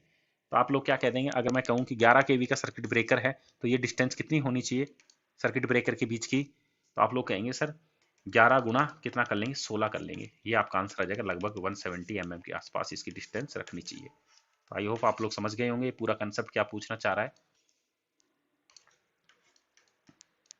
नेक्स्ट क्वेश्चन देखिए 70 नंबर, संचरण लाइनों के अंतिम सिरे पर या संचरण लाइनों के ठीक कोने पर या नदियों को पार करने हेतु संचरण लाइन में कौन से प्रकार का इंसुलेटर इस्तेमाल किया जाता है। देखिए आप लोगों ने इंसुलेटर पढ़ा होगा, ठीक है, pin insulator, strain insulator, suspension insulator या शैकल इंसुलेटर, इन सबका अपना अपना एक यूज होता है कि कौन सा कहां पे उपयोग में लिया जाएगा। तो आप लोग समझ गए हो, अंतिम सिरे पर जब आपसे पूछा गया है तो अंतिम सिरे पर आप लोग कौन सा काम लेते हैं, स्ट्रेन टाइप का इंसुलेटर काम में लिया जाता है। तो ऑप्शन नंबर 20 का राइट आंसर है। और इनकी वोल्टेज की वैल्यू भी होती है कि स्ट्रेन कहाँ तक काम में लेंगे, सस्पेंशन कहाँ तक काम में लेंगे, एक छोटी सी टेबल है, आप लोग उस वैल्यू को भी याद कर ले, कौन सा 33 केवी तक काम आता है, कौन सा 66 केवी तक काम आता है, ये भी आपके पॉइंट ऑफ व्यू से इंपॉर्टेंट क्वेश्चन है। क्वेश्चन नंबर 71 देखते हैं यहाँ पे, सब स्टेशन में निम्न में से कौन सा घटक शक्ति गुणांक सुधारने के लिए प्रतीकात्मक शक्ति प्रदान करता है, ठीक है, शक्ति गुणांक आप लोग समझ गए होंगे जिसको पावर फैक्टर कहते हैं, अभी मैंने आपको बताया था कोस फाई जो होता है आपका, तो कोस फाई की वैल्यू को मैनेज करने के लिए पावर स्टेशन या सब स्टेशन में कौन सी चीज काम में लेते हैं, तो यहाँ पे काम में लेते हैं संट संधारित्र, ठीक है, संट संधारित्र यानी कि संट कैपेसिटर, इंग्लिश में इसको कहेंगे संट कैपेसिटर। संट कैपेसिटर क्या कर देता है, वहां पर रिएक्टिव पावर सप्लाई कर देता है आपके सर्किट को, जिससे क्या हो जाता है, आपका पावर फैक्टर सुधर जाता है। क्वेश्चन नंबर 72, 400 केवी के लिए उप स्टेशन में न्यूनतम फेज टू फेज क्लियरेंस क्या होती है, ठीक है, देखिए आप लोग जो आपका सब स्टेशन आप लोग बना रहे हैं वो कितने का है, यहाँ पे 400 केवी का बता है, यानी कि टर्मिनल वोल्टेज यहाँ पे 400 केवी है RYB के बीच में, तो फेस टू फेस इन दोनों के बीच में, लाइनों के बीच में कितनी डिस्टेंस होनी चाहिए, तो ये आपकी डिस्टेंस आएगी 4200 mm, ठीक है, 4200 मीटर आपकी डिस्टेंस होनी चाहिए 400 केवी के सभी स्टेशनों में दो तारों के बीच में। आपने देखा होगा ना, छोटी लाइन होगी तो उसके कंडक्टर जो होते हैं वो पास पास होते हैं, जितनी हाई वोल्टेज की लाइन होगी उसके कंडक्टरों के बीच में क्या होता है, गैप ज्यादा रखा जाता है। तो आपसे यही पूछना चाह रहा है कि अगर 400 केवी की लाइन है तो ये गैप आप लोग कितना रखोगे, ठीक है। क्वेश्चन नंबर 73, उप स्टेशन में निम्न में से कौन सा घटक बिना भार वाली अवस्था के उपकरण में विद्यमान किसी भी धारिता आवेश को भूमि में डिस्चार्ज कर देता है। ठीक है, तो आपसे ये बताना क्या चाह रहा है कि ऐसा कौन सा घटक होता है जब भी आपके सब स्टेशन में, देखो धारिता का मतलब क्या हो गया, उसकी क्षमता है ना, ज्यादा आवेश अगर आपका आ जाए तो उसको भूमि में डिस्चार्ज कर दे, यानी कि ग्राउंड में आपकी जमीन में ले जाके छोड़ देगा उसको। जैसे आपके पोल लगे हुए हैं, ठीक है, यहाँ पे आपका कोई ट्रांसफार्मर रखा हुआ है, ये पोल है, ये कंडक्टर यहाँ से जा रहे थे आ रहे थे आपके, गलती से ऊपर से क्या आ गई, बिजली गिर गई वहां पे, तो इसके ऊपर क्या आ गया, ज्यादा वोल्टेज आ गया। तो ऐसा कौन सी चीज लगी होती है जो उस सारे वोल्टेज को कहाँ ले जाए, जमीन में ले जाके कर देगी, तो इसके लिए लगाते हैं भू संपर्कित स्विच। ठीक है, भू संपर्कित स्विच इसका काम करेगा, इसको पूरे को नीचे ले जाने के लिए। नेक्स्ट आपका 74 नंबर क्वेश्चन, निम्न में से किस स्थान के लिए इंसुलेटेड उप स्टेशन को प्राथमिकता दी जाती है। देखिए इंसुलेटेड, ठीक है, यानी कि ऐसा सब स्टेशन, वो पूरा सब स्टेशन किसमें बंद कर दिया जाता है, एक गैस के अंदर आपका बंद कर दिया जाता है। ठीक है, सब स्टेशन जहाँ पे ट्रांसफॉर्मर पोल आपके सब कुछ लगे हों, वो सब ही एक चैम्बर बना दिया जाता है, कमरा बना दिया जाता है, और उस कमरे में भर दी जाती है गैस। ठीक है, SF6 यहाँ पे गैस भर देते हैं इसमें। ठीक है, आपसे पूछे तो, अब ये गैस आपने भर दी, ऐसा सब स्टेशन कहाँ पर बनाया जाता है, तो इससे क्या होता है, एक तो इस सब स्टेशन का साइज कम होता है, मैं आपको बता दूं। ठीक है, और दूसरा जहाँ पे नमी वाला एनवायरनमेंट होता है, वहां पे बारिश वगैरह होती रहती है, तो वहां पे ये काम में लिया जाता है। तो आप लोग कहेंगे पर्वतीय क्षेत्र के लिए, हाँ बिल्कुल सही है, जब आपको ऊपर जमीन के ऊपर कहीं जगह नहीं मिल रही हो, अंडरग्राउंड आपको सब स्टेशन बनाना हो, तब भी आप लोग ये काम में लेंगे SF6 वाला। ठीक है, या फिर जनसंख्या बहुत ज्यादा है कहीं की, तो वहां पे आपको जगह नहीं मिल पाएगी, बहुत ही कंजस्टेड है, आप लोग वहां पर 1 किलोमीटर क्षेत्रफल वाला खाली जगह नहीं मिल रही है, और आपको बनाना है सब स्टेशन, तो आप क्या करेंगे, एक कमरे में जब आपको सब स्टेशन बनाना है, तो वो कौन से वाला बन सकता है, SF6 गैस वाला बन सकता है। ऑफशोर वाला, ऑफशोर किसको कहते हैं, समुद्री एरिया। ठीक है, अगर समुद्री एरिया है तो वहां पे भी क्या होगा, नमी ज्यादा होगी, तो वहां पे आप खुला सब स्टेशन नहीं बना सकते। तो इन सब के लिए आंसर क्या जाएगा, ई। इन सब क्षेत्रों के लिए आप क्या काम में लेंगे, गैस इंसुलेटेड सब स्टेशन काम में लेंगे। और आपके लिए एक एडिशनल इंफॉर्मेशन है, गैस इंसुलेटेड सब स्टेशन में कौन सी गैस भरी जाती है, तो SF6 यहाँ पे गैस भरी जाती है।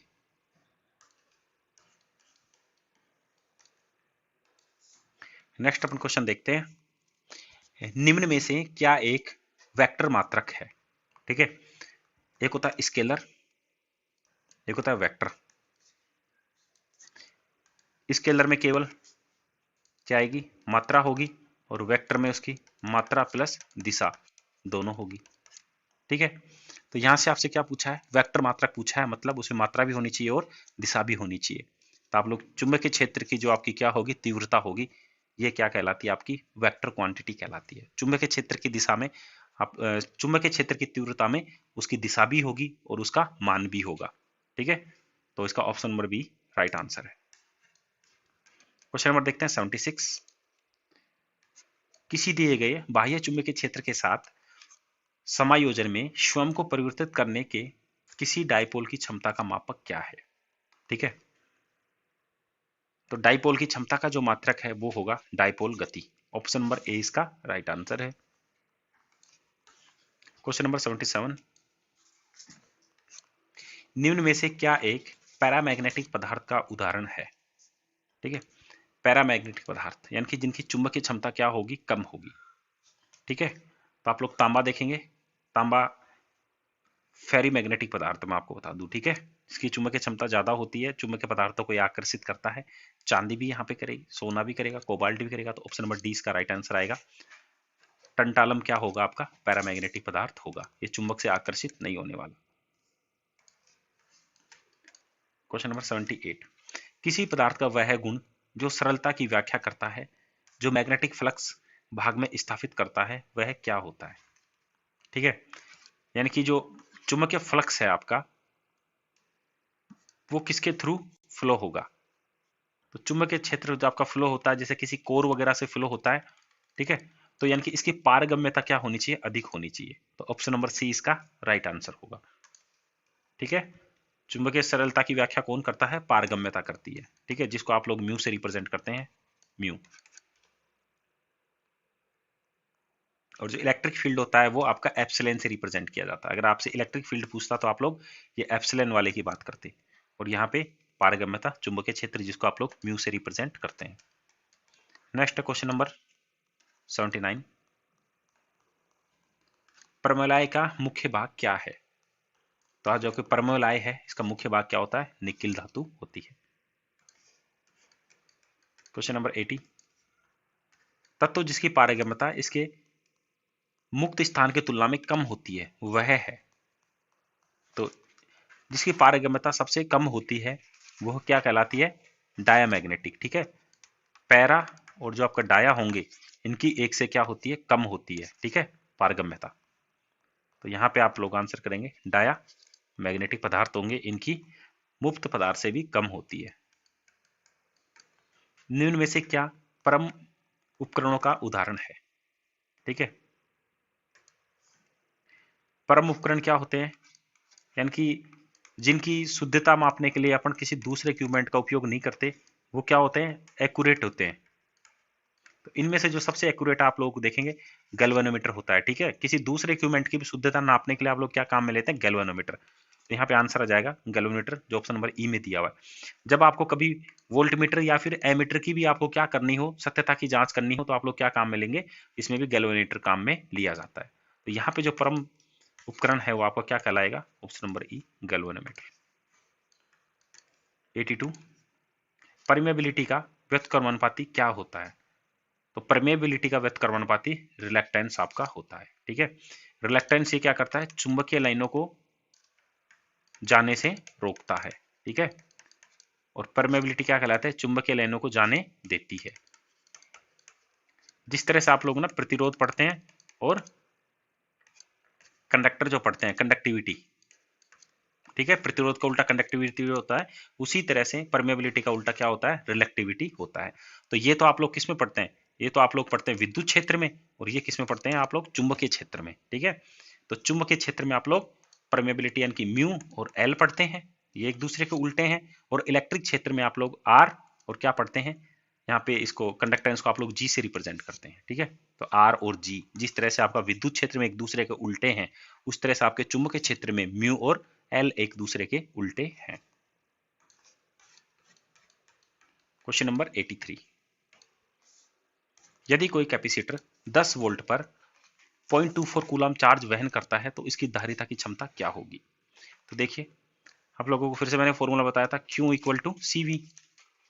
ठीक है, बस इस फॉर्मूले के ऊपर डिपेंड है। Q आपको कूलम का चार्ज दिया हुआ है यहाँ पे, है ना, 2.24, और V वोल्टेज दिया हुआ है। पूछा क्या आपसे? धारिता की क्षमता यानी कि C का मान पूछा है, तो आप लोग बना लेंगे। C इक्वल टू फॉर्मूला क्या बन जाएगा आपका? Q upon V। ठीक है, तो Q का मान कितना दिया हुआ है? 0.24 कूलम। वोल्टेज कितना दिया है? 10 दिया है। तो आप लोग क्या कहेंगे? यहाँ से एक जीरो हटाएंगे तो एक जीरो यहाँ पे बढ़ जाएगा, तो 0.024 इसका आंसर आ जाएगा, जो कि ऑप्शन नंबर ए में आपको दिया हुआ है। तो ऑप्शन नंबर ए इसका राइट आंसर है। क्वेश्चन नंबर देखिए आप लोग 84, 10 माइक्रो फैरेड कैपेसिटर श्रेणी में जुड़े हुए हैं तो समान धारिता क्या होगी? ठीक है, तो बताया था आपको आर एल और सी के संयोजन के जितने भी तरीके हैं आपको पता है, एक समांतर और एक श्रेणी, इनको याद कर लें आप लोग। यहाँ से आपसे क्या पूछा है? आपसे पूछा है कि 10 माइक्रोफैरेड के दो कैपेसिटर श्रेणी क्रम में जुड़े हुए हैं, यानी कि एक कैपेसिटर ये है फिर दूसरा कैपेसिटर ये है, और जब कैपेसिटर आपका श्रेणी क्रम में जुड़ता है तो उनकी वैल्यू क्या हो जाती है? आधी हो जाती है। तो आप लोग कहेंगे इसमें, तो यहाँ पे आपका क्वेश्चन क्या था? आपका ये उल्टा है।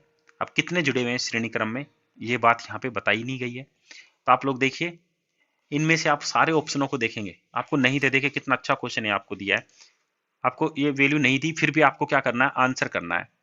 ठीक है, अब इसने तो कह दिया कि 10 माइक्रोफैरेड के कैपेसिटर श्रेणी क्रम में जुड़े हुए हैं, तो उनकी धारिता का मान क्या होगा? तो आप लोगों ने, सर जब तक आपने इसकी वैल्यू नहीं बताई कितने जुड़े हैं तो कैसे बताएं, पर आप लोग इसको देख सकते हैं। आप लोग इसमें एक रखेंगे तो आपको पता है एक का तो कोई मतलब बनेगा नहीं, दो रखेंगे तो दो से कितना आएगा? वैल्यू 5 आएगी। जैसे ही आप लोग 3 रख देंगे तो वैल्यू कितनी आ जाएगी? 3.33 आ जाएगी। ठीक है, तो ऑप्शन नंबर डी इसका राइट आंसर है। बाकी ये क्वेश्चन आप लोग चैलेंज कर सकते थे। ठीक है, इस क्वेश्चन को डिलीट कर दिया गया होगा फाइनल आंसर की में, बाकी आप लोग इसका डी ऑप्शन करेंगे। आप लोग सर 4 कर देते हो, हाँ आप 4 भी करेंगे तो 4 से आंसर आएगा आपका 2.5। ठीक है, और 2.5 आप लोग देखिए किसी ऑप्शन में नहीं मिलेगा। आप लोग कितने बढ़ाते जाएं, ठीक है, बाकी आंसर आपका कहीं आएगा ही नहीं आपका इन ऑप्शनों में से। केवल 3 वाला आंसर आ सकता है जिसकी वैल्यू आएगी आपकी 3.33। ठीक है, 4 आपकी पुट करने से कितनी वैल्यू आएगी 2.5। अगर आप लोग 5 कर लेंगे तो इससे आएगी 2 जो आपको कहीं नहीं दिखाई देगी। 6 आप लोग पुट कर लेंगे तो ये आएगी 1 पॉइंट समथिंग। तो इनमें से बाकी कोई ऑप्शन आपको मिलेगा ही नहीं, चाहे आप लोग कितनी भी वैल्यू पुट करें। बाकी आप लोग इस क्वेश्चन को चैलेंज करते थे, क्वेश्चन डिलीट हो जाता। ठीक है, तो ऑप्शन नंबर डी इसका राइट आंसर है। नेक्स्ट देखिए, गाज नियम निम्न में से किसके लिए लागू होता है।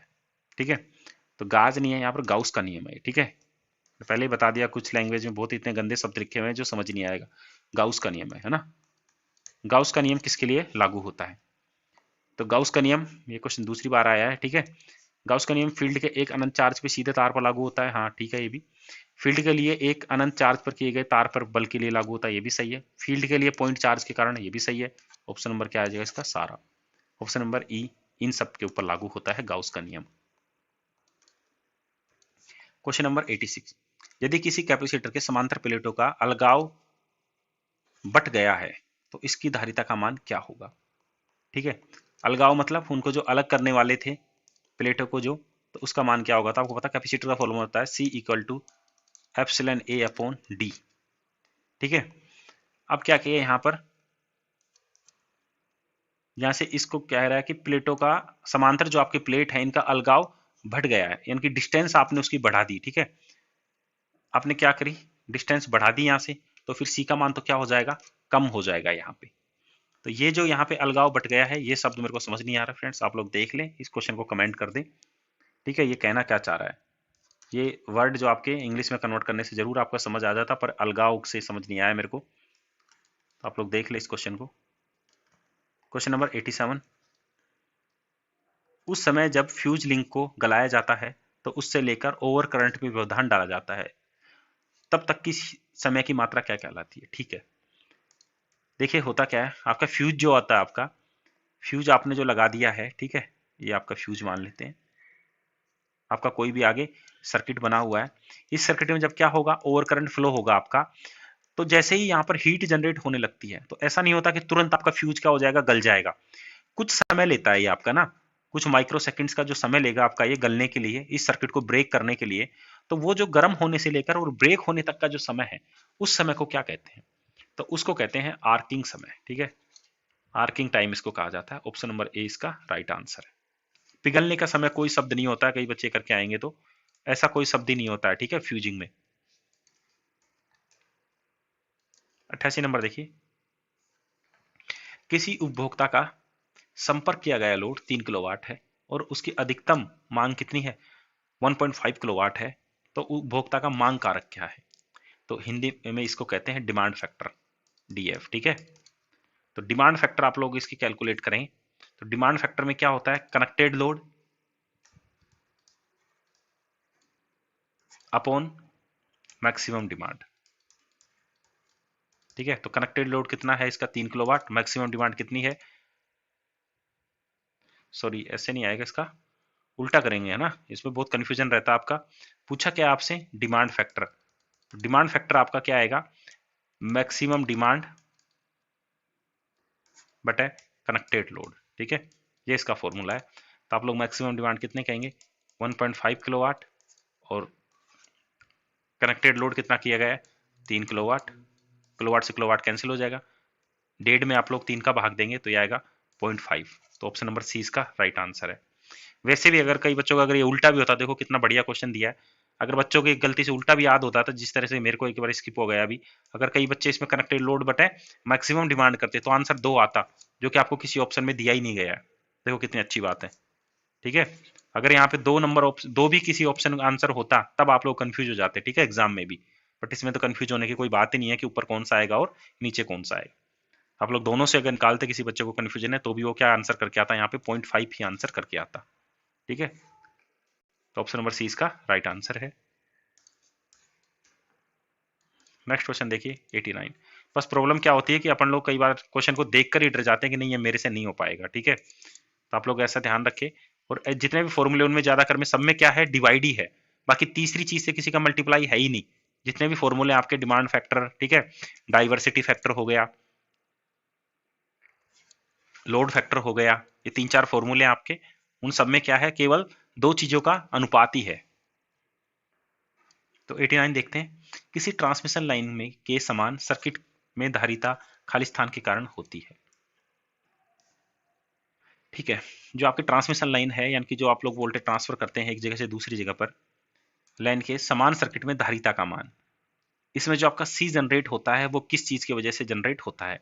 तो आप लोग कहेंगे सर जो जब दो कंडक्टर होते हैं ये किसकी तरह बिहेव करते हैं, एक प्लेट की तरह से बिहेव करने लग जाते हैं, तो इनके बीच में एक सी बन जाता है। आपको बताया था मैंने कि जब दो समांतर प्लेट होती हैं और उनके बीच में क्या हो, कोई डाइलेक्ट्रिक मटेरियल भरा हुआ हो, और आप लोग कहेंगे कि एयर भी अपना क्या है, एक डाइलेक्ट्रिक मटेरियल है, तो ये क्या कर गए, ये दोनों कंडक्टर सी की तरह से बिहेव करने लग जाते हैं। तो जो ये धारिता है निर्भर किसकी वजह से करती है, इस कंडक्टरों के ऊपर अप्लाइड होने वाले वोल्टेज के ऊपर। तो लाइन बिहेव इसका आंसर आएगा option number B. Question number 90 देखिए, स्कॉट संयोजन में टीजर को आर पार वोल्ट तक खाली स्थान द्वारा मुख्य आपूर्ति को बढ़ाती है। ठीक है, तो स्कॉट कनेक्शन आपको बताया था, 2 फेज से 3 फेज बनाना और 3 फेज से 2 फेज बनाना, इस विधि को कहते हैं आप लोग स्कॉट कनेक्शन करना। तो यहाँ पर जो आपका टीजर जो आपका करेगा वोल्टेज में, वो 90 डिग्री का क्या करता है, एंगल डिस्टेंस देगा। तो ऑप्शन नंबर सी इसका राइट आंसर है। 91, संतुलित परिचालन के लिए टीजर परिणामित्र खाली स्थान फेरे अनुपात की आवश्यकता होगी। तो आपका जो टीजर ट्रांसफॉर्मर है आपका, ठीक है, ऊपर जो आपको बताया था टीजर किसमें काम लिया जाता है, स्कॉट कनेक्शन में। जो आपने स्कॉट कनेक्शन किए उसमें जो आपका समान आपको परिचालन करना है, तो जो ट्रांसफॉर्मर आपका होगा उसका अनुपात क्या होगा, तो उसका अनुपात आएगा 0.866 से 1 अनुपात। ठीक है, ये इसका राइट आंसर है। क्वेश्चन नंबर 92, तीन कला परिणामित्र में डेल्टा स्टार संयोजन की स्थिति में प्राथमिक लाइन वोल्टेज के सापेक्ष द्वितीय लाइन वोल्टेज, देखिए यानी कि आपके कनेक्शन है जो आपको इस तरह से रिप्रेजेंट करेंगे आप लोग, डेल्टा और स्टार। ठीक है, डेल्टा और स्टार टाइप के आपने अगर किसी ट्रांसफॉर्मर में कनेक्शन कर रखे हैं, तो जो आपका प्राइमरी से सेकेंडरी में जो वोल्टेज का आपका आएगा अंतर, वो आएगा 30 डिग्री लीडिंग का। तो ऑप्शन नंबर 20 का राइट आंसर है।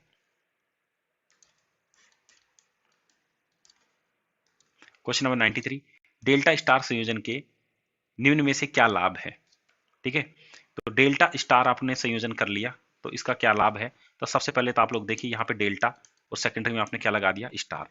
तो आप लोग सबसे पहले तो ये कहेंगे सर इसका जो मिड पॉइंट होगा इससे अपन क्या निकाल सकते हैं, न्यूट्रल निकाल सकते हैं। ठीक है, तो आप लोग क्या कहेंगे, 3 फेज 4 प्रणाली वाला प्रयुक्त कर सकते हैं। हाँ बिल्कुल सही है, 3 फेज में आर वाई बी ये तो फेज हो जाएंगे, आर वाई बी, और एक ये न्यूट्रल हो जाएगा, तो टोटल 4, ये तो सही है। दीर्घ संतुलित भार को संभाल सकते हैं, हाँ बिल्कुल सही है, इसे बैलेंस लोड आप लोग काम में लेंगे। द्वितीय वोल्टेज का कोई विरूपक नहीं होता, हाँ वोल्टेज में कोई भी चेंज नहीं होगा इसमें। ठीक है, प्राथमिक पक्ष अनुप्रस्थ काट कम आवश्यक होगा, हाँ जो प्राइमरी आपका जो इसमें जो होगा आपके कंडक्टर होंगे उसका क्या होगा, साइज कम होगा, यहाँ पे अनुप्रस्थ काट मतलब उसकी मोटाई कम होगी। ठीक है, कम मोटाई के तार आप उसमें काम में ले सकते हैं। तो ऑप्शन नंबर ई इस क्वेश्चन का राइट आंसर है। ये सारे चीजें फायदे मिलते हैं आपको जब आप लोग डेल्टा स्टार कनेक्शन करते हैं किसी ट्रांसफॉर्मर के। क्वेश्चन नंबर 94, संपन्नर परीक्षण में एक परिणामित्र के द्वितीय के स्थानीय परिपथ में कुल वोल्टेज है। ठीक है, आप लोग ट्रांसफॉर्मर क्या कर रहे हैं, संपन्नर टेस्ट कर रहे हैं, तो उस ट्रांसफॉर्मर के द्वितीय के स्थायी परिपथ में कुल वोल्टेज, ठीक है, जो सेकेंडरी आपकी वाइंडिंग है उसका जो फिक्स आपका वोल्टेज है उसके वोल्टेज की बात कर रहा है, तो वो क्या होगा यहाँ पर, शून्य के बराबर होगा। 95 नंबर देखिए, परिणामित्र में स्लेंजिंग का प्राथमिक कारण क्या होता है। अब ये स्लेंजिंग क्या है यहाँ पर देखिए, स्लेंजिंग आपका एक ऑयल का क्या है, प्रोसेस है। ठीक है, तो इससे क्या होता है, तेल का ऑक्सीडेशन रुक जाता है। ठीक है, तेल का ऑक्सीडेशन होने से इसको रोका जाता है। देखिए धूल के कण से कोई मतलब नहीं है, बंद रहता है। तेल का वाष्पीकरण मतलब तेल हवा में उड़ जाएगा, ये कब होगा, जब तेल ज्यादा गर्म हो जाएगा। तो ये भी कोई है नहीं। नमी को रोकने के लिए आपको मैंने बताया था सिलिका जेल, जिसको ब्रीथर कहते हैं आप लोग, ये 2-3 बार बता चुका हूं मैं। तो ऑक्सीडेशन के लिए आप क्या काम में लेंगे, स्केलिंग काम में लिया जाता है। 96 देखिए, निम्न में से कौन से परीक्षण के दो समान परिणामित्रों की आवश्यकता होती है, यानी कि दो आपको क्या चाहिए, आइडेंटिकल ट्रांसफॉर्मर चाहिए। ठीक है, समान परिणामित्र जिनको आपको पता हो कि एक आपका 10 kVA का है तो दूसरा भी आपका क्या होना चाहिए, 10 kVA का ट्रांसफर होना चाहिए। ऐसा कौन सा परीक्षण है, ठीक है, तो ऐसा परीक्षण आपका बैक टू बैक परीक्षण। ठीक है, जब आप किसी ट्रांसफार्मर का बैक टू बैक परीक्षण करते हैं तो उसमें क्या लगाते हैं, 2 आइडेंटिकल ट्रांसफार्मर काम में लिए जाते हैं, 2 समान क्षमता के ट्रांसफार्मर काम में लिए जाते हैं। क्वेश्चन नंबर 97, परिणामित्र के सासी में प्रयुक्त रसायन होता है। ठीक है, तो क्या कहेंगे आप लोग, जो आपका ट्रांसफार्मर है, सासी का मतलब यहाँ पे क्या हो गया, वही मैंने आपको बताया था, एक छोटा सा यहाँ पे बॉक्स लगा होगा, ठीक है, जिसको ब्रीथर वाली मैंने बात बताई थी। तो क्या बताई थी मैंने, उसमें क्या लगेगा, सिलिका जेल। तो ऑप्शन नंबर डी इसका राइट आंसर है। आप लोग इसका इंग्लिश कन्वर्ट देखते तो आप लोग इसको समझ जाते क्या पूछना चाह रहा है। बाकी आप लोग वैसे भी समझ जाएंगे, ट्रांसफार्मर में सिलिका जेल है, वही एक केमिकल चीज है जो प्रयुक्त में ली जाती है। परिणामित्र पर लघु परिपथ परीक्षण के दौरान लोहा हानियां नगण्य होती हैं, क्योंकि इससे क्या होगा, प्राथमिक पक्ष पर क्या होगा, आरोपित वोल्टेज का मान क्या होता है, निम्न होता है। जब आप लोग क्या करते हैं, इससे शॉर्ट सर्किट आप लोग करते हैं, ठीक है, सॉरी ओपन, यानी कि आप लोग क्या करेंगे, आपका ट्रांसफार्मर है, आप प्राइमरी वोल्टेज, ये आपका सेकेंडरी वाइंडिंग, सेकेंडरी वाइंडिंग को आप क्या लिखते हैं, आप इसको ओपन लिखते हैं, इसमें कोई भी चीज कनेक्ट नहीं करते। तो यहाँ पे जो आपके लोड होगा, जो लॉसेस आपके आएंगे वो बहुत कम लॉस आएंगे, ठीक है, इसलिए यहाँ पे लोहे हानि क्या होती है, नगण्य होती है।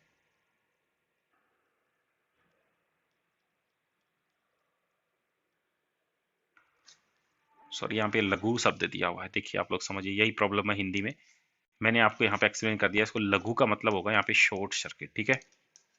और शॉर्ट सर्किट तो मैं आपको दोबारा एक्सप्लेन कर देता हूँ, देखिए इसको, शॉर्ट सर्किट का मतलब क्या होगा यहाँ पे, यानी कि आपका ये आपका ट्रांसफार्मर है, ठीक है, कि हिंदी में काफ़ी प्रॉब्लम है लैंग्वेज में, ये आपकी सेकेंडरी कोइल हो गई, यहाँ पे आप इसको शॉर्ट करके आप लोग क्या लगा देते हैं, इसमें एक एमीटर लगा देते हैं, ठीक है, और यहाँ पे आप लोग क्या लगाते हैं, एक आप इसमें वोल्ट मीटर लगा देते हैं, एक वी लगा देते हैं। तो अब यहाँ पे कह रहा है कि जब आप शॉर्ट सर्किट यानी कि कनेक्शन आप लोग करते हैं तो आप लोग इसमें केवल कॉपर लॉसेस को कंसीडर करते हैं, आयरन लॉसेस को आप लोग इसमें नगण्य मानकर छोड़ देते हैं। ये बात तो आपने अच्छे से देखी होगी, ठीक है। तो इसको नगण्य मानकर क्यों छोड़ देते हैं, क्योंकि यहाँ पे क्या करते हैं, जो प्राइमरी होती है इसमें क्या होगा, लो वोल्टेज वाइंडिंग यहाँ पे काम में ली जाती है इधर साइड में, और यहाँ पे क्या होगा, इसमें जो वोल्टेज का मान होता है ये बहुत कम लगाया जाता है। आपको पता होता है इसमें रेटेड करंट फ्लो कराते हैं, ठीक है, शॉर्ट सर्किट टेस्ट में रेटेड क्या फ्लो कराते हैं, करंट, और रेटेड करंट फ्लो कराने के लिए कम वोल्टेज अप्लाई करते हैं, ठीक है। अगर आपको बता दूं मैं, रेटेड करंट आप लोग निकालेंगे फॉर्मूले से, केवीए के फॉर्मूले से, ठीक है, और वहां से जब आप रेटेड वोल्टेज, यानी कि वोल्टेज का आप लोग रेटेड नहीं अप्लाई करके, वोल्टेज एकदम कम वोल्टेज, अगर आपका 110 का रेटेड का है तो लगभग लगभग ये आपका 20 वोल्ट के ऊपर आपके रेटेड करंट फ्लो होने लग जाती है, ठीक है। तो अगर आप 110 करते तब तो आप लोग इसमें क्या करते, आयरन लॉसेस को आप लोग कंसीडर करते, परंतु आपने यहाँ पे टोटल 20 वोल्ट ही अप्लाई किया, इसलिए आयरन लॉसेस को इसमें कंसीडर नहीं करते।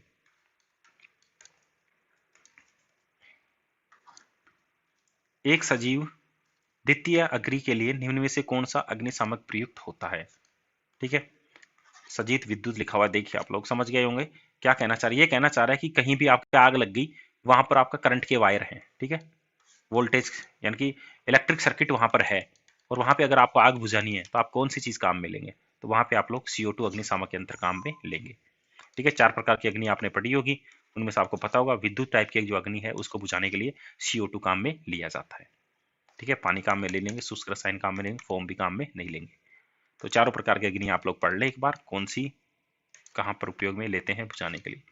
नेक्स्ट क्वेश्चन आपका, खालिस्तान एक स्विच है जो 2 बिंदुओं पर संयोजित परिपथ को खोलता है, ठीक है, तो कौन सा स्विच है जो 2 बिंदुओं पर, 2 अलग अलग बिंदु हैं, उसके परिपथ को खोलने के लिए काम में लेता है, तो इसे कहते हैं दोहरा ब्रेक स्विच, ठीक है। 2 वे जो आपका स्विच होता है वो आपका 2 सर्किटों को खोलने के लिए काम में लिया जाता है, ठीक है, ये आंसर होगा इसका, ऑप्शन नंबर ए इसका राइट आंसर है। इसके अलावा फ्रेंड्स यहाँ पे जो आपके क्वेश्चन है, ये आपके 50 क्वेश्चन नॉन टेक्निकल पार्ट के क्वेश्चन है, जो आपके थ्योरी के अलावा, इनको मैं आपके लिए फिर से कभी लेके आने वाला हूँ। आई होप आपको ये वीडियो पसंद आया होगा। वीडियो पसंद आया तो आप लोग इसको लाइक कर दें, अपने फ्रेंड्स में शेयर कर दें। PDF पाने के लिए आप लोग ग्रुप में जुड़ जाएं, जो कि वीडियो के डिस्क्रिप्शन बॉक्स में दिया हुआ है। Thank you friends.